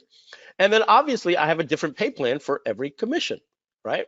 So what I'm going to do is I'm going to set up my standard commission is 40%, for this one, the dollar trial, I'm not going to pay anybody on that. And I'm going to set up a 40% commission here. And basically I go down all the way along the lines, right? But let me show you a couple of things that we can do.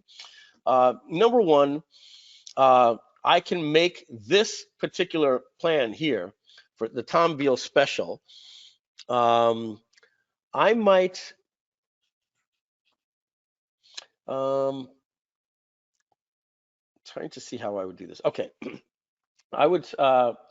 Well, Mike, this goes into, like you said, just even creating that special price was a deal that you did with one particular JV partner, and this happens a lot. And the other hard part is, giving them a special commission usually takes a lot of time, effort, reviewing and modifying. Like this simplifies. Like if it's a standard 40 and 10 for everybody, you can say, look, for you, I'm going to give you 50%. And still give the JV broker 10 or whatever combination you want. That's what I'm going to do here, right? I'm going to set this to 40%. I'm going to basically show you. Let me show you something complex. Donna, I think you've seen this before, right? This plus thing. Have you seen this? I have, yes. Okay. So this allows you to set up a complex affiliate program. Tom, I don't think you've seen this. Tom, I still get checks for about $300 every single month, I believe. It could be every 2 weeks. So let's just say it's every month from AWeber. Back in 2005 and 2006, I had a private label called ProSender. It was a white label to them, and at $19 a month, I used to make more money, but they're still sending me $300 every single month. I still get checks from web.com for one shopping cart. I once had to go and look up and call them and say, why are you sending me money? I'm happy, but who are you? And they're like, we're web.com. And I said, but you're sending me money. I never promoted you. Have you heard of this brand? No. This brand? No. One shopping cart? Yes. Oh, you bought them. Oh, okay, cool. They send me free money because I promoted them back in 2004 and 2005, and there's somebody still paying them $99 a month, a few people. So I get a couple of $100 every single month. That's insane. Now, the reason why I say that is, Tom, let's say I'm doing a launch for GroovePages, and I'm just making this up. Check out this plan I can make here. I can say I'm going to pay you a flat $5 for every dollar trial, just $5. Cool, even if they don't bill. Now, you said to me, Mike, I normally don't promote recurring programs. I'm really in it for the money, in and out. I spend a lot of money on Facebook ads and blah, blah, blah, blah. And a lot of affiliates might say that. So I've decided to change my entire affiliate program. So here's what I'm going to do. I'm going to say for the first 3 payments, I'm going to pay you 100% commissions. Just like that. Now, after that, you get nothing because that's the way I have it set up right now. But I want to be even nicer to you. I'm going to get a plus and say, if I leave it blank, that means in perpetuity. But if I put 3, it ends there. We're going to have documentation for this. We don't have, right now we're focusing on the code, right? We're going to come back and sweep through this. So now check this out, Tom. You're going to get 100% commission for the first 3 months. Now, this new plan, let's round out the rest of the year. I'm going to give you, for the next 9 payments, right? That's 3 plus 9 is 12 months. I'm going to pay you 25%. And I can end it right there and never pay you anything. Now, you might say to me, dude, I get it. You're front loading it. But you mean to tell me, like, if I send you 5,000 people, I'm never getting anything after the first year? I'm like, Tom, I've got to make the money. I'm basically getting nothing. If they don't even make the first payment, I'm giving you $5, and you're getting 100% of the first 3 payments. And I'm giving you 25% after that. I got to make some money. And you're like, well, dude, if I'm sending you people that you're going to have for life, I want to get a little money. So I can then just say, okay, I'm going to add one more plan. And I'm not going to say for the next number of payments, I'm going to leave it blank. And Tom, does this make you happy? I'll pay you 5% in perpetuity after that, right? Basically, nope, what I did 10. here. I want 10. Yeah, you want 10, right? What I've done here is I've created the most complex affiliate program there's ever been in the history of the world. No other cart in the world can do this, period. It just cannot be done. We can do anything on any month. Donna, do you know why this came about? Do you remember when we were trying to do something like this with Kartra and it had to be hacked and it still can be done, and it was a call and it was 3 weeks of dev and we had a nightmare, and yes. Exactly. Accounting nightmare. Here it's done. It's all taken care of 100%. Now, I'm not saying I would do this, right? But I want to basically let you know that if you're going to have a program and you don't want to pay people for the rest of time, you can front load it. Or you may not have affiliates. Like some people pay 30%, right? Now, if I don't like these, I can delete this. Let's look at a traditional, let's just say I'm not paying you for the $1 trial, right? Let's just say, you know, it's in perpetuity, right? Some people, you've seen these programs, right? They pay 25%, right? Are you happy to promote something for 25%, right? What this person can do, let's say like Shopify, right? They have these huge CPAs or something like that. Shopify can do this and say, for one payment, right? I'm going to pay, even though it's a $99 charge, I'm going to pay you $300 flat, okay? Or they can say, I'm going to pay you for the first 2 payments, I'm just going to pay you 100% commission, just like that. And that's it. Or the first 5 payments, or the first 3 payments, right? This gives you flexibility to see what your market wants. Sometimes affiliates aren't looking to get paid residuals. They want to get big checks very, very quickly and then move on. So this can do it. Okay, that's just some examples. Now, and Mike, you also have the second tier there, the JV broker, which is another one that's a real accounting nightmare and pain in the neck. You know, instead of just having a standard thing for everybody, there's some that you might want to do more, and some you might want to, you know, modify, and that is also doable with what you just demonstrated here as well. Yeah, you can do custom things I'm going to show you here with commission override. So what I wanted to show you, number one, is you can set up a different payment plan for every price point. Okay, next is something called commission overrides. Let's use lifetime for an example here. I'm paying 40% and 10% to the JV. Now, I'm going to go to a commission override. Tom, will you promote? Tom's a superstar, right? No, look, I don't do too much. But, you know, I did meet you on the cruise, Mike, and I'm happy to promote. Playing hardball. Yeah, right. Well, I'm giving like scenarios, right? Like, why would this happen? All right, I'll promote. So what do you pay? 40%. 40%, dude. Look, I'm gonna give the heat. Generally, I don't do anything for less than like 60% commission. So here, I say, if I can get Tom Beal to promote, that's great. I'm happy to pay you 60%, Tom. So I come over here and I hit 60% commission, and now I say to who? Tom, let me just see here. Is it Thomas? Oh, you know what, folks? I don't have anybody signed up for this, so bear with, because it's a new funnel, remember? So it'd be for the affiliates who have signed up, right? For the affiliates who signed up. Only for, I'd have to say, Tom, go sign up for this program. So let me just do this real quick. But I think they get the gist. There'd be a drop down there, and you'd be able to select who gets that particular override. It can be one person. Yeah, let's just do that. Yeah, I would type Tom in. I'd search. It would give me a list of all the different Toms or whatever, or THOMAS if it was Thomas. And then I get 4 different people, you know, Thomas Smith. Oh, there's Tom Beal. I click them, and it would say Tom Beal, and there would now be like a tag right here that says Tom Beal. And then I could add more people. I could add 5, 6, 7 different people. I could add a new plan here, which is a 50% override, right, for these particular affiliates, right? And then I could even add a new one. Heck, thank you, Tony Robbins. I'm going to pay you 100%, and I'll just make it up on the back, and I don't care if I break even. Having Tony Robbins promote me might be good, right? So let's trash. Well, Mike, let's think about the pain points. Like, even if we went the old school route and you created 4 different JV pages, all right, Tom, I'm going to have to go create a whole nother JV program with a different thing. But then some other affiliates find that link, you know, and they find Tony's 100%. Like, wait a minute, how come Tony's getting 100? You know, this keeps it all under wraps. Those links would not show if you were tagged here. If I was in the other product, I actually do a live demo of that. I actually did one for Stephen Pierce, for instance, earlier today. When I showed him that, you see, these are our active links. When I showed it and I made it live, it said Stephen Pierce.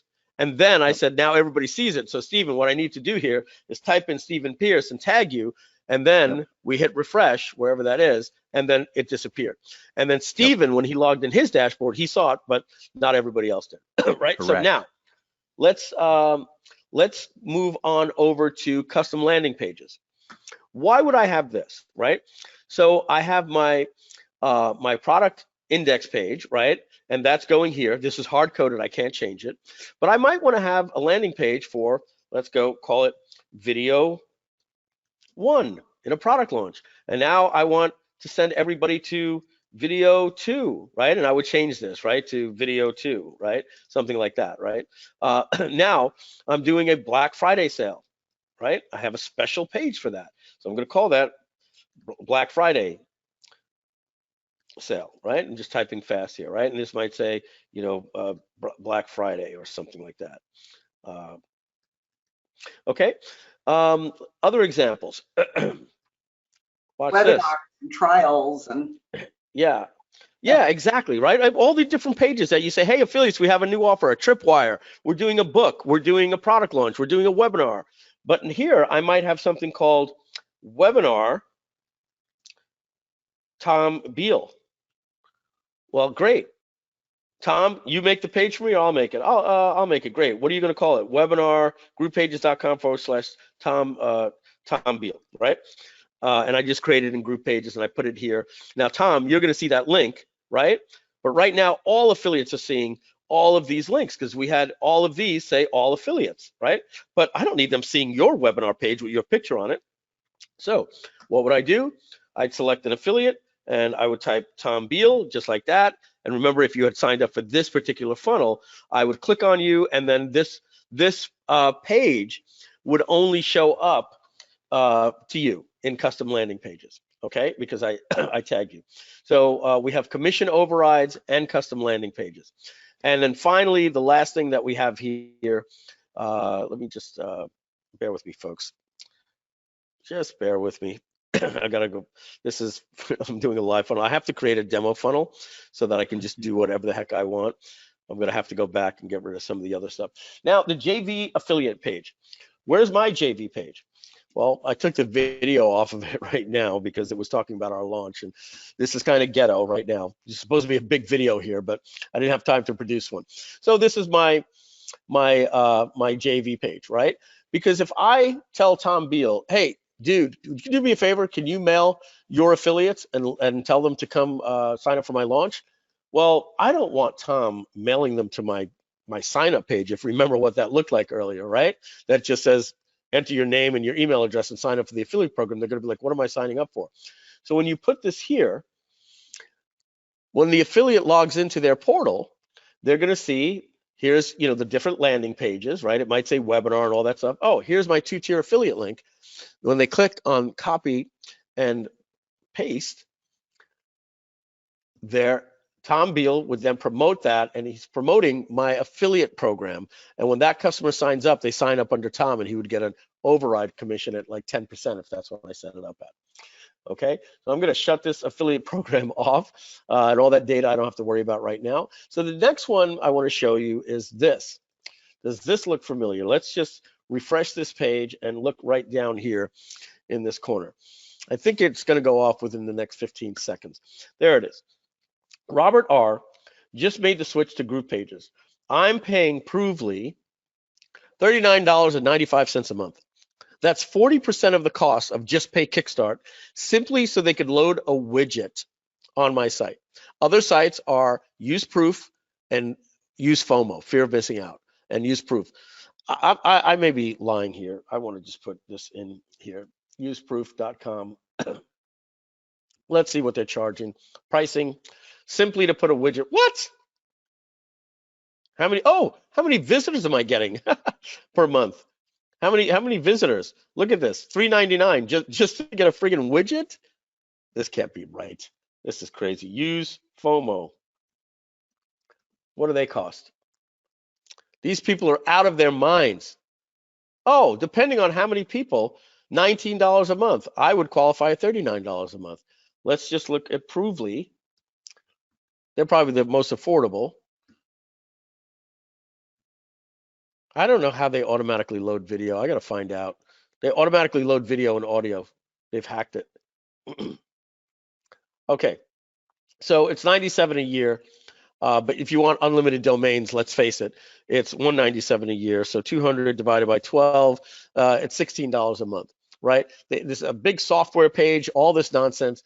all we're saying to you is, hey, do you want to have the proof?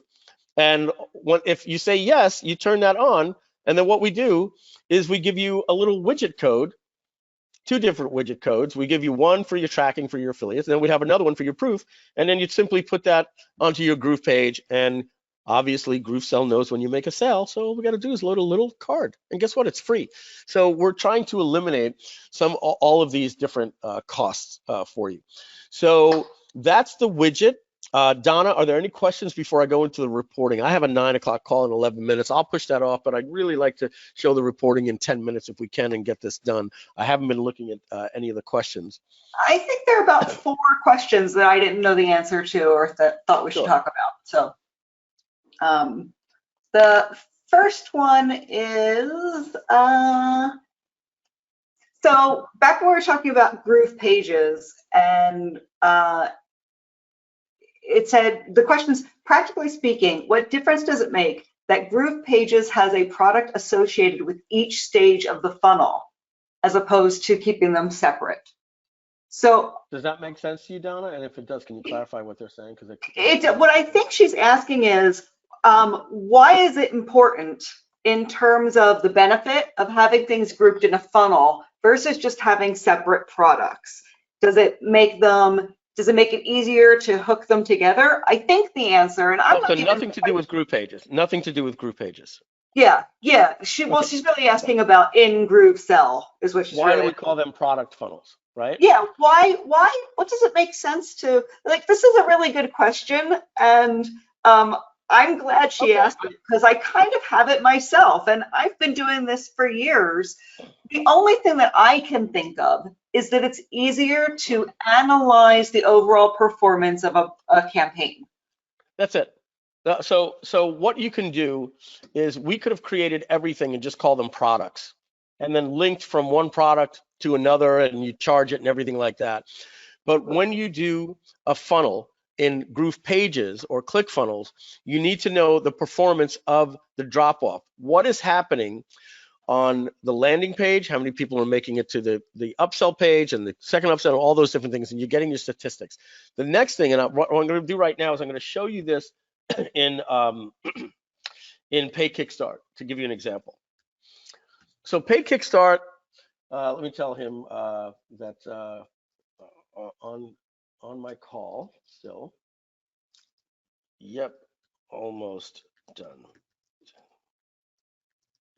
Okay, so they have here what's called like payments, right? So I can see transactions, and this is essentially what the customer is asking, like, hey, can I just see quote unquote reports on sales? Yes, you can, right? And this is as if you notice over here, I have reports on all my products or any particular product that I can highlight. But you also want funnels. The reason why you want funnels is this is how your advertising dollars, you can basically see how is this entire funnel performing. Average earnings per click. If you're doing any type of advertising, you need this data that's basically showing this is your funnel, these are the products of price points and your earnings per click throughout the entire funnel. Because if you're running advertising and you have one product, but you're using it in 6 different funnels, it's going to show, let me go over to here. You're going to go and you're going to look and see that, oh, well, it's making all of these sales. Well, one particular funnel is really performing well and one isn't, but you can't tell. You have no way of knowing. All you know is that this particular product sold 70 last week. But was it 70 from this funnel or from this funnel? So what we do by creating different funnels is you can test the performance of an entire advertising campaign from your main product to your continuity, to your upsell, to your webinar product at 5,000, all that stuff. And then you'll get data that it gives you the average lifetime value of a customer in this funnel, which is important to your Facebook advertising. And we also like to look at funnels as this upsell is related to this product. Donna, does that answer the question? I think it's kind of simple in the answer, but I don't have anything more magical, and I think you kind of prefaced it with leading into that. Yeah, I think that it perfectly answers it, because the impression is that there might be something magical, and there really isn't. It really is that simple. No, it's legitimately, like, if you see here, I took the same funnel and I cloned it for my advertising agency, right? Yeah. Why? Because I want to know, how is this thing performing on its own through the vacuum, through the lens of Facebook ads? If I don't do that, I'm going to be relying on, like, parsing data, Facebook pixels, and going in and shutting off affiliates and all that different type of stuff. So it's literally just a way of saying, how is this collection of products doing?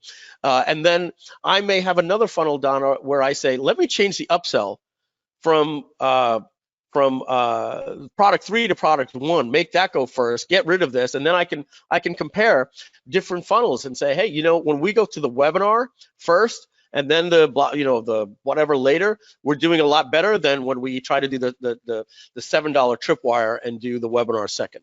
So it lets you compare the same traffic sources to different ways that you're organizing your funnel, even Yep. price points. That's a perfect answer. All right. Any other, next? Next question is, will you be adding quantity break blocks for GroovePages and GrooveCart? So that's, saving when you buy 3 or more or 5 of an item. So like in Groove, Yes, GrooveSell. I'm going to, let me just see here. You sound very far away, Mike. Oh, yeah, I turned my head away to my Skype, which is in a different screen, so bear with me. I know that a couple of days ago, I said to Unroop in the middle of the night, so we talk a lot, so that's today, just bear with me here. And you probably would trust me if I told you that I just asked him, when is that going live? And we talk a lot here, so I'm not gonna I'm not gonna look for it. But yeah, this is me and Unroop talking. We talk, on a daily basis. But basically, I had asked him something along that. I said, hey, do we have are we going to have that live for June where they can do a quantity? We're only doing that. So the terms that I gave him is add quantity to checkout only for price points that are one time. So we will not do it on installments, and we will not do it on recurring or anything with a $1 trial. Maybe a $1 trial, but it has to lead to a one-time payment. So, but yeah, we will have that. But the digital carts don't need it as much, and GrooveCart handles that type of stuff much better, but we will have it. Some people will want it for whatever reason, maybe to sell 3 licenses to a software, so we'll have that. That's awesome. And so when we were talking about the complex payment options, are any of those available in the GrooveCart stores? Including things like, I don't remember at the time whether it was just the price payment, or I think it was the load balancing. Not right now. I think we're talking about the load balancing and the PayPal at the time. So yeah. No, not at this time. After we launch GrooveFunnels, about 90 days later, we're going to be launching GrooveCart 2020 or GrooveCart 2.0. At that point, it'll be GrooveCart 2021 if it was a car. Bad joke. So, but we are going to have our graphic UI, not our graphic guy, our UI UX designer. He's currently working on it right now. He's redoing the entire interface. And we will be having those features and new page builders and everything like that. So, but not right now, not right now. Just a couple of quick questions have come in, and then we're done. Do you know when Get Response is planned in integration? For email integration? It's not there yet? I don't know. I didn't look. It's there. Get Response. There it's you go. live. There Awesome. You go. All right. So what I'm going to do is I'm going to go through the reports real quick. Basically, there are 2 different reports. One is transactions for your sales, and one is for your affiliates and their performance and paying them. So Donna, I'm going to show you one thing. I'm just going to talk to you, Donna, on analytics, and everybody can listen in here. I love it. So I'm going to give you an example here. We're going to take a customer that refunded, but I want to find a refund. So I'm going to do last 7 days for a particular, whoops, I only want to see refunds. And so let's do the lifetime. So I'm going to take this customer here. Let's get some more room here so we can see her email, and I can get a copy of this. So here's the thing, Donna, that I wanted to show you, and then because I want to wow you first on something. So I'm going to now go to all transactions, and I'm going to go back to basically when we launched Groove, so somewhere around December 22nd. So I'm just going to do December 1st to today, just so that I have every possible scenario, right? That's all the time we've been open. Now I'm going to put that customer's email address in, and I want to show you something, Donna, that you're going to like. We just had a 20-minute call on this today. So I have 2 different transactions with 2 different transaction IDs. This is the transaction ID for the sale, and this is the transaction ID for the refund. But guess what? This thing here looks like a sale. It doesn't give me any data on what happened after the fact.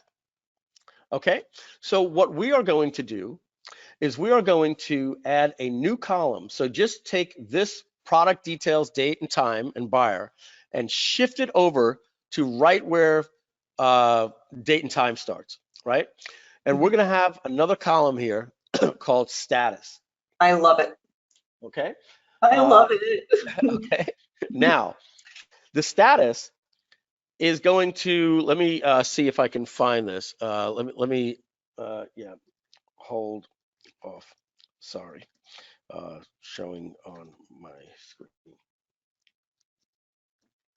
So gosh, if I were imagining what status would be, it might say sale, and it might say in refund period, out of refund period, refund pending, like all sorts of things like that. So we're only going to show it on initial transactions. Okay. So that could be for a sale, a trial, or recurring. And it's going to say, just like you said, status. It's going to tell you that it's either, this should either say sale or recurring, right? But let's say it was, a one-time sale or whatever. It's going to say refunded, no. And if it was refunded, it will say refunded in bold red font. Okay. Now, if it's a rebill type of transaction instead of a one-time sale, it will say active. If it's active, it'll say yes. If it's not, oh, by the way, it's going to tell you here the date that it was refunded. Same thing here, the date, okay, that it was canceled, if canceled. So if it's active, it'll just say yes. If it's not active, meaning it was canceled, it will say canceled in red and in bold. Okay. It will also say successful payments made, 4713. What it'll tell you that from that initial charge, this customer has made 3 payments by the time he canceled, or 47 and he's still active, or whatever the case is. I'm going to show you why this is. Yeah, this is so important. Is we are going to add here in the filters that I'm going to be going over. This is which funnel, which particular product do you want to look at? You can filter that. This allows you to say, I only want to see sales made by affiliates. I want to see all sales that were made that were not made by affiliates, or I'm looking for any specific affiliate like Jeremy and let's say Barbara, like that, right? And then I can do a report. And then finally, here I've got some data that I can do on I only want to see first sale or trial, first sale after trial. These are filter things we have now, or rebills only. And imagine a fourth one that says this. Okay. Show only initial transactions, right? you know, well, basically we have that before, but it'll be for initial transactions. I'll say I want to see all, or refunded or not, right? So I can say, and I'm going to show you some examples here so I can see only sales from December that were refunded. Let me give you an example of what that means right now that I cannot do. I'm going to take out this customer. I'm going to go in to December when we did our launch, and I'm going to never having to open an Excel spreadsheet again. Exactly. Look at this. I have no idea which of these sales refunded. Right. I can go into January and then do a report and try to compare data. Folks, if you've ever tried to get analytics on how the performance of your sales are doing, I'll give you an example of how this gets screwed up. What's the refund rate? Well, we had 57 refunds in January. Yeah, but you know, we did an annual program the previous January, and the rebills came in. So how many of those were refunds from annuals from last year? Or how many of those refunds are from a continuity program monthly? Like you can't give me a refund rate based on the number of sales in that month compared to the number of refunds. Most shopping carts do. So we're not going to do that. We're basically going to let you look at this report, and then you're going to see, okay, you made 304 sales. Out, not how many refunds you had that month. Out of these sales, how many of them were refunded or not and get a percentage? And then how many of them are active and canceled? And then check this out, a third filter, Donna. How many of these sales, if I was doing initial payments, which are basically these people all have additional payments to come, right? I'll be able to see in this column if they're active or not, and then I can then sort by how many have they made more than or less than X number of payments. So I can see, okay, we did 241 trials. How many of them made less than one payment? If that number's high, we have a problem. How many of them made less than two? How many of them made more than three, more than seven? And so I can now go back, Donna, to January. Let's say we had this data, January of 2019, a year and a month ago. And now I can say, you know what, let me see all of those sales. Cool. How many of them have made more than 6 payments, 9 payments? And that's going to give me data just right here that's going like this. Holy cow, out of 241 people, I'm giving a horrific example, but this data can easily be found this way. Out of 241 people, only 13 people are still paying in month 13. Wow. We're not, you know, the people aren't sticking around, right? I'm giving like a horrible situation that this data will tell you. Trying to get that data, I'm telling you, is impossible. It is impossible. It really is. You'd have to have 10 different spreadsheets. It would take 4 days to get that. Nobody does any of this. We're going to take all that data and we're going to put it in what's known as MRR and churn. And because we're sorting our data that way, it's going to be easier for us to figure out this stuff. And as I told you, what you're going to have up here is a toggle. Just imagine a little toggle up here, right? Or a drop down that says see transaction data or see report data. And if you see report data, it's going to show you a chart and just say this many sales, you know, these are the charts and that type of stuff. Originally, we were going to do it like this: show you sales, show your affiliates, show you your transactions. We're just going to call this, you know, reports. And then using these filters, you'll be able to go in and say, I want to see only sales or only affiliates or non-affiliates or all that different data. So now, Donna, we're going to have another thing over here. Go ahead. Can we save like dashboards? If we set up a search or a filter exactly as we like it, do we have the opportunity to save that? We can definitely do that. That never came to mind. So if you can make a note that when you do a filter, to name a filter and save it so you can come back and, you know, call it your favorite or something like that, we'll definitely do that. Awesome. Okay. So the next thing I want to do is let you know, Donna, that's coming up next. And I say to Donna, so I have somebody to talk to, but everybody's listening, of course, right?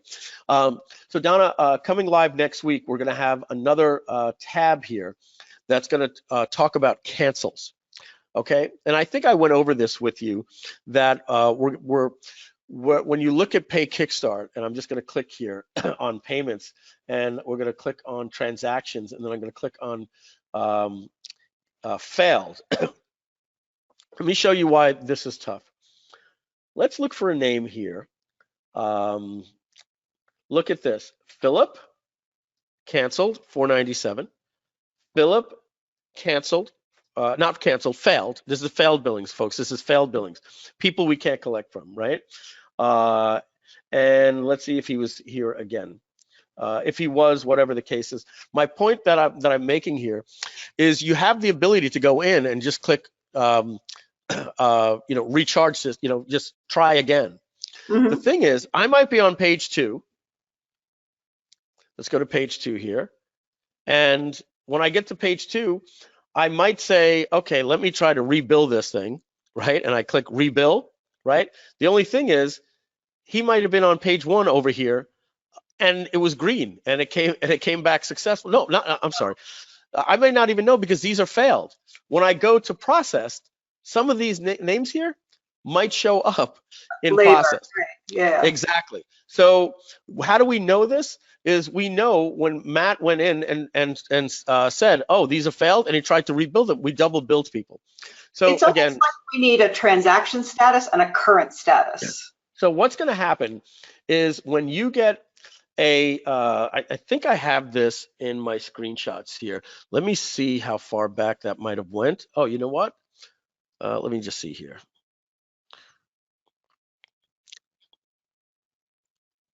May not go back that far. You want to know what it's like to work with us during the day? This is pretty much it. This is what Mike and I do. Yeah, I don't know if I have it. This might be it.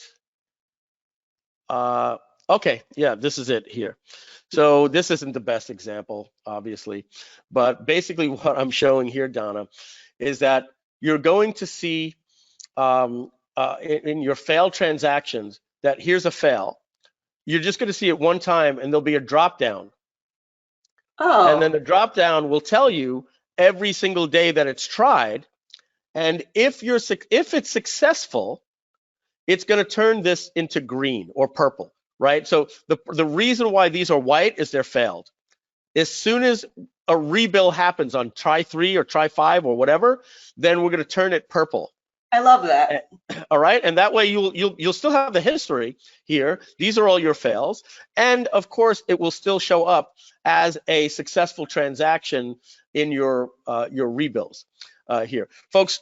If this isn't making sense, trust me when I tell you, when you have any type of continuity, you need to be able to manage your canceled billings. Imagine you have 4,000 or 5,000 customers, and you're seeing that every day you're having 80 cancellations.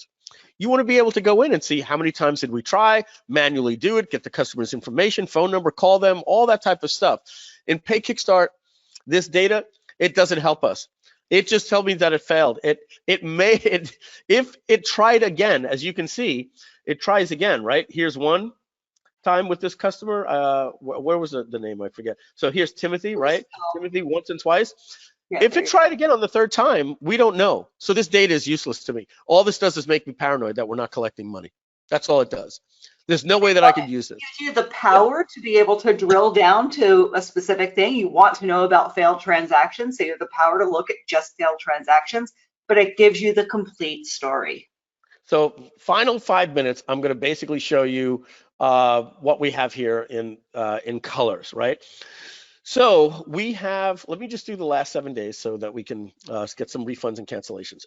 So at a snapshot, I can just look. I can actually just say I want to see sales, rebills, initial payments, cancellations. We're going to put little check marks if you want to see more than one, right? I can do my date sort here. We've got all quick little sorts here. We're going to have an all-time added there. How many transactions do you want to see per page, right? And then filters, I can go in here and I can say, well, I really only want to see how GroovePages, the lifetime is doing. And let's just say all the future products, right? And just like that, I click apply filters, and now I'm getting rid of other data. I can do it by affiliates and other stuff. I'm not going to go too much into that. What I want to show you here is that I've color-coded things, as opposed to looking at something that looks like this. This is so hard for me to tell, like, what product, everything. I get 5 lines of information, 5 columns. That's it. What we give you here is we give you the customer's name. Whoops. We give you the funnel or the product name, the price point, the price, the date and time, the customer's email address, company state, all that information. Check this out, right? If I want the price first over here, I just drag it. So I can put this report any way I want. If I want the buyer details to be first, I move it over here, right? And now I have product details, date and time. I'm going to move that back because I liked it the way that it was, right? And then notice the name never moves as I hit the scroll bar or the arrow key on my computer, and I can go all the way down, get some additional information, profit if there was an affiliate, I get all the affiliate details as well. All these things are going to be hot linked so that you can go directly to the affiliate. Are the headings sticky too as you scroll down? Are the what? The headings sticky as you scroll down in the data? No, make a note for that too. That. That's pretty cool too. Yeah, make headings sticky. Make a note for me on that. Thank you. And then here, white is a sale, so that's just like a regular sale. Okay. If it was a trial, this is the initial payment. That looks like this. If it's a rebill, that means it's now they're making recurring payments. They're green. And if there's a cancellation, they're going to be yellow. And if it's a refund, it's going to be pink, right?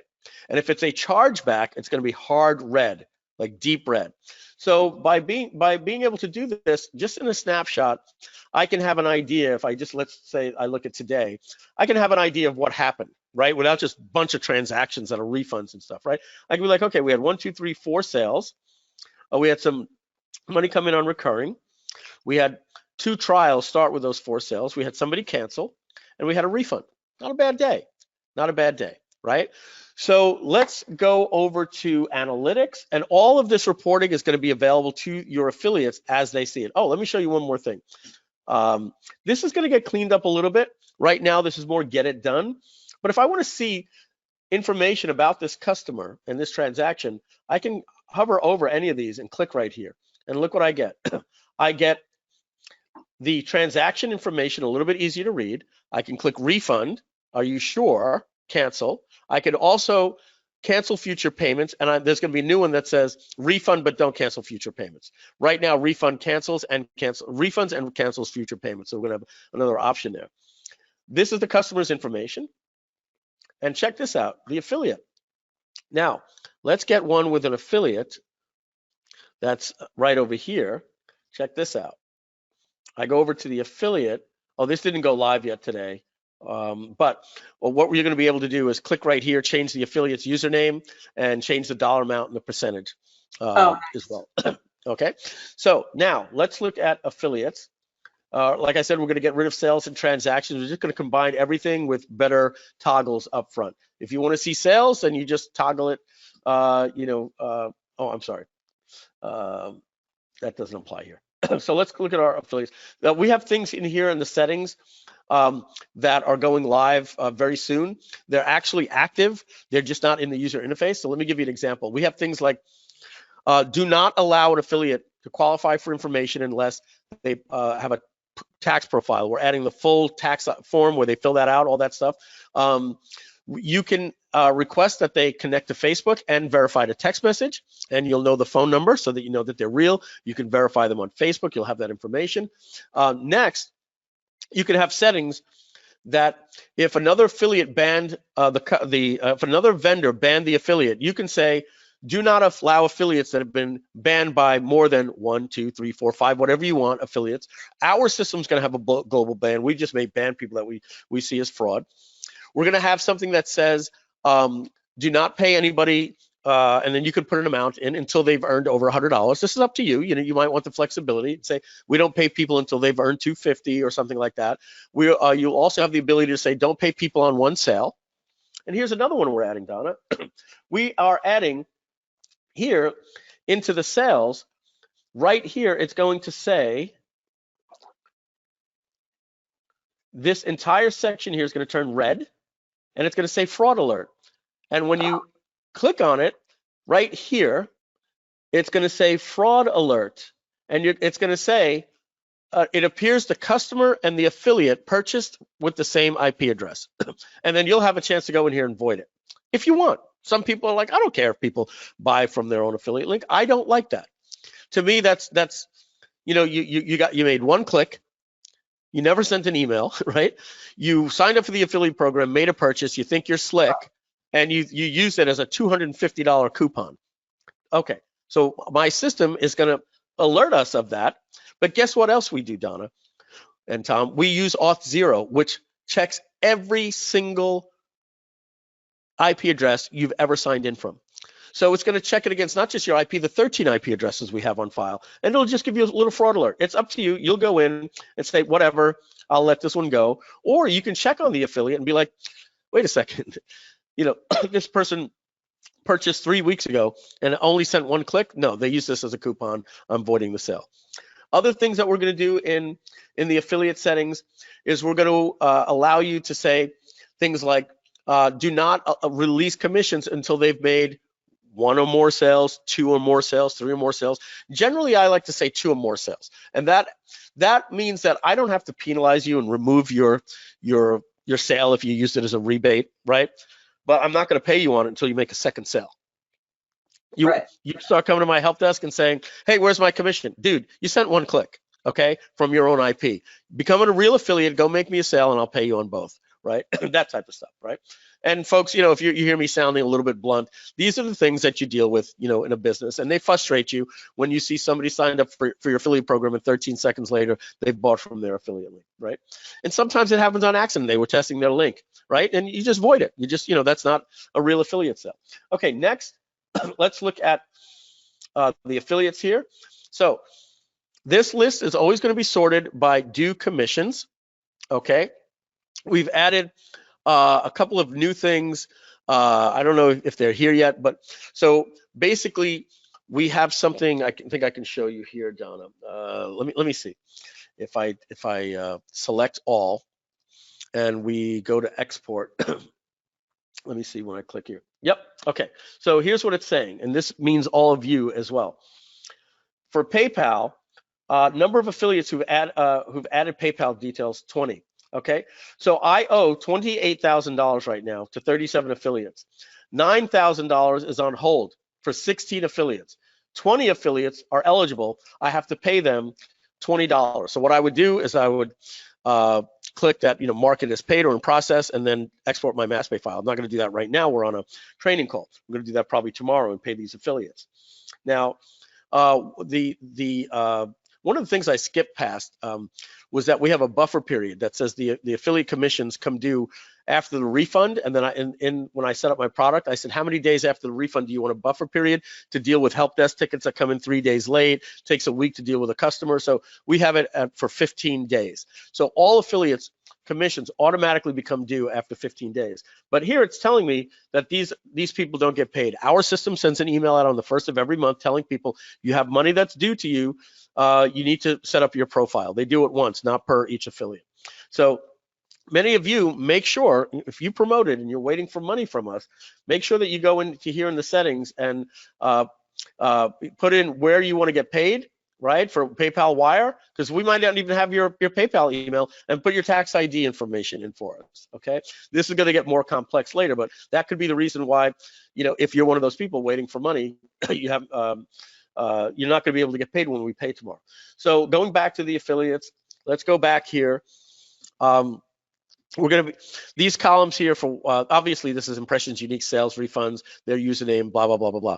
What we have here earned, this is what they've earned all time.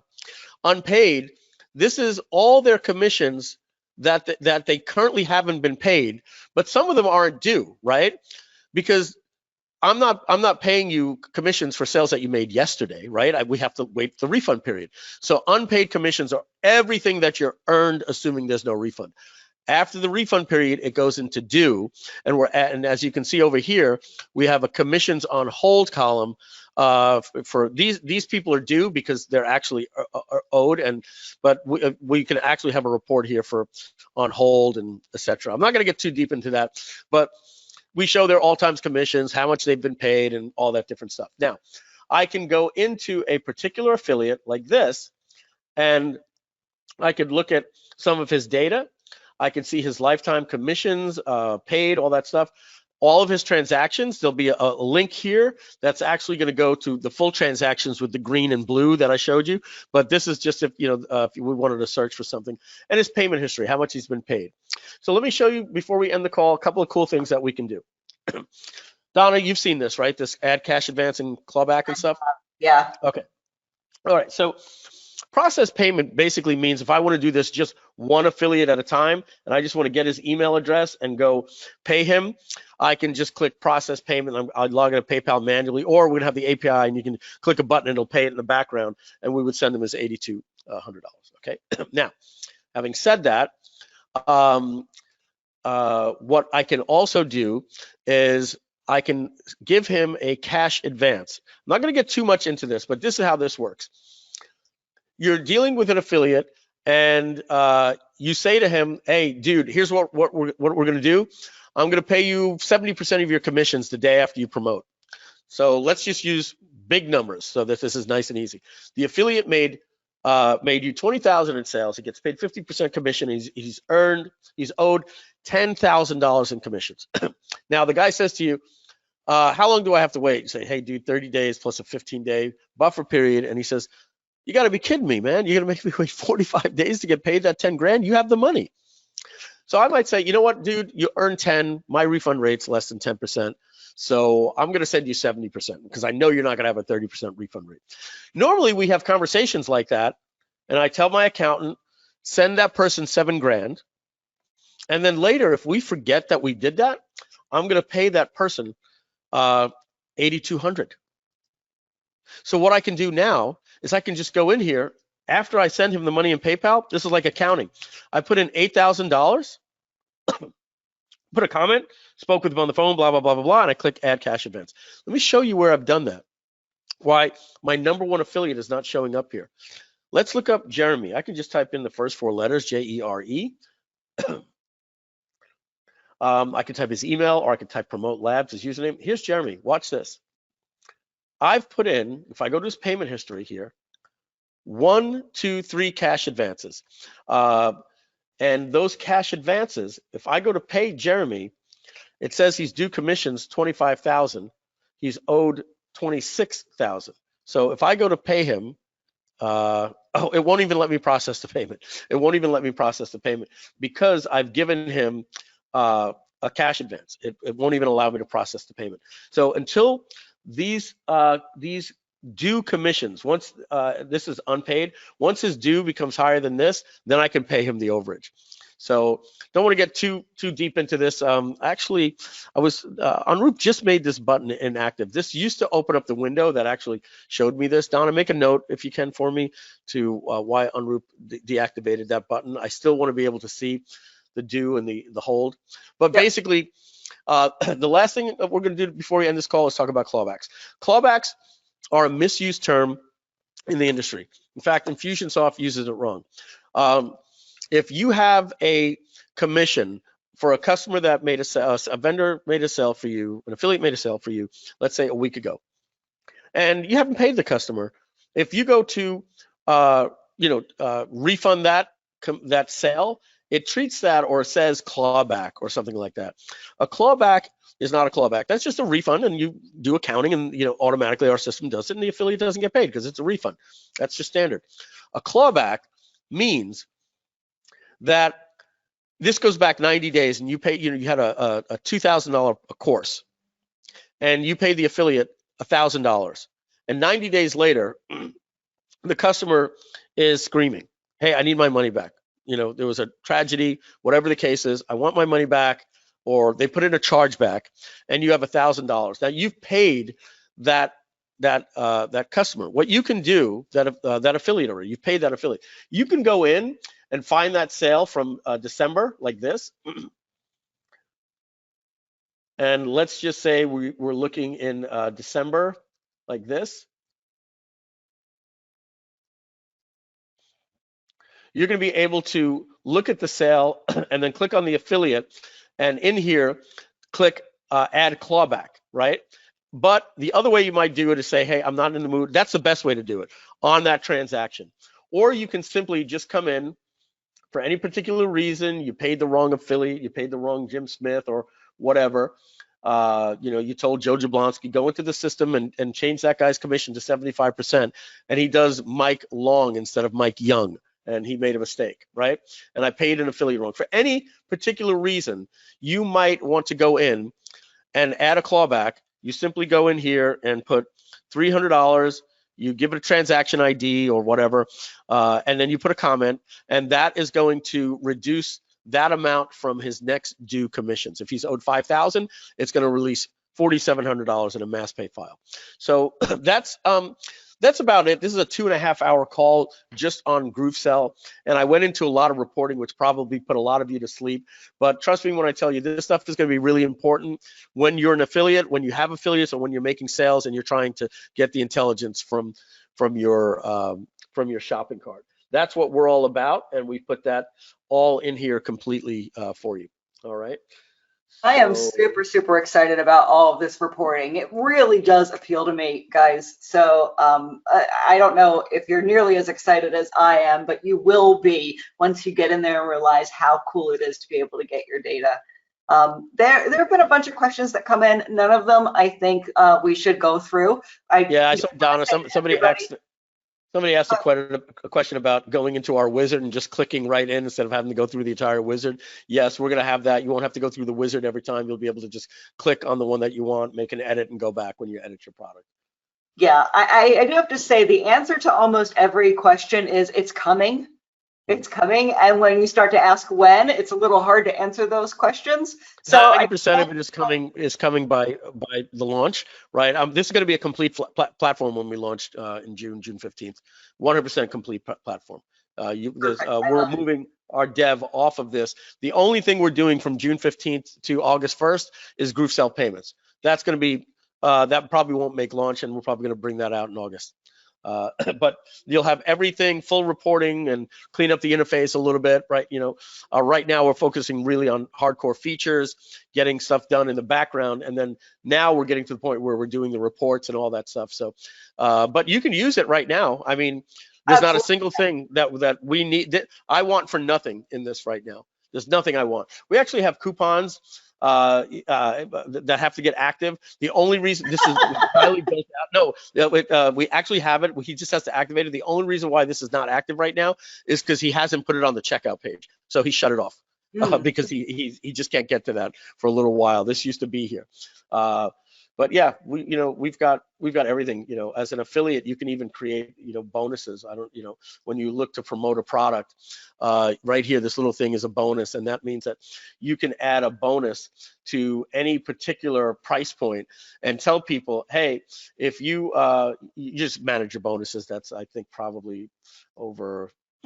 Who knows, maybe in here something called bonuses. Yeah, my bonuses. So you go in and you create a bonus, right? And you upload a file or you put a thank you page. So we automatically, you could tell people if you buy the annual, you'll get access to my course, right? And these bonuses are actually going to get hooked up to webhooks, so you can hook people up directly to a third-party membership site by saying you don't get that if you buy the monthly, but if you buy the annual, you'll get this bonus. So tons of things there.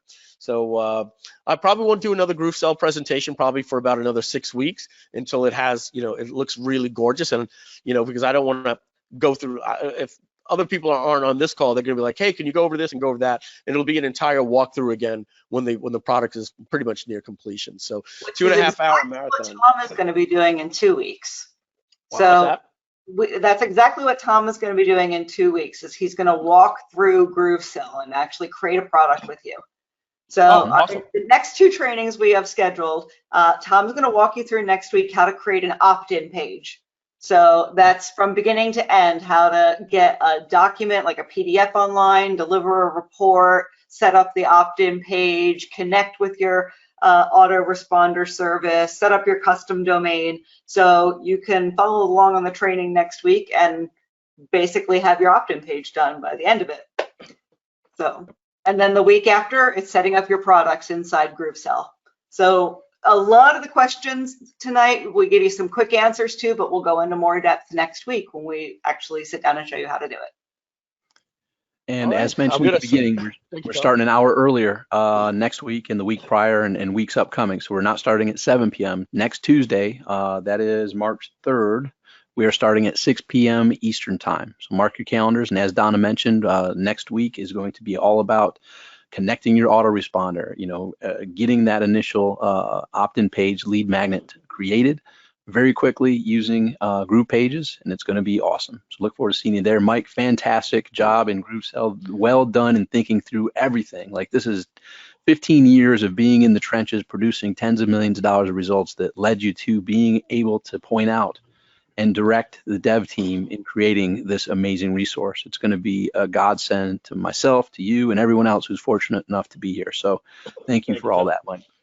Appreciate it, Donna. Tom, thank you very much for putting in a late night. I know we started, at 7, so 2.5 hours is 9:30 today. So I see one question from Rhonda. She says, "Are we doing Thursday classes anymore?" Of course, yeah. E-commerce. If you weren't on the last call when we announced this, we're doing trainings now twice at the rate that we used to. So we're doing trainings now every Tuesday and every Thursday. So Thursdays trainings do continue. They're not going to be focused on updates for GroovePages or anything like that anymore. Thursday trainings are strictly e-commerce related to GrooveCart, and Tuesdays we're going to focus on digital marketing. Building funnels, lead magnets, as Donna and Tom just said. There's going to be training mixed in with software and how training applies to software. So every Tuesday and Thursday at 6 p.m. Eastern time going forward. So thanks, everybody. We appreciate it. I'm going to bounce out of here right now and make this a quick goodbye.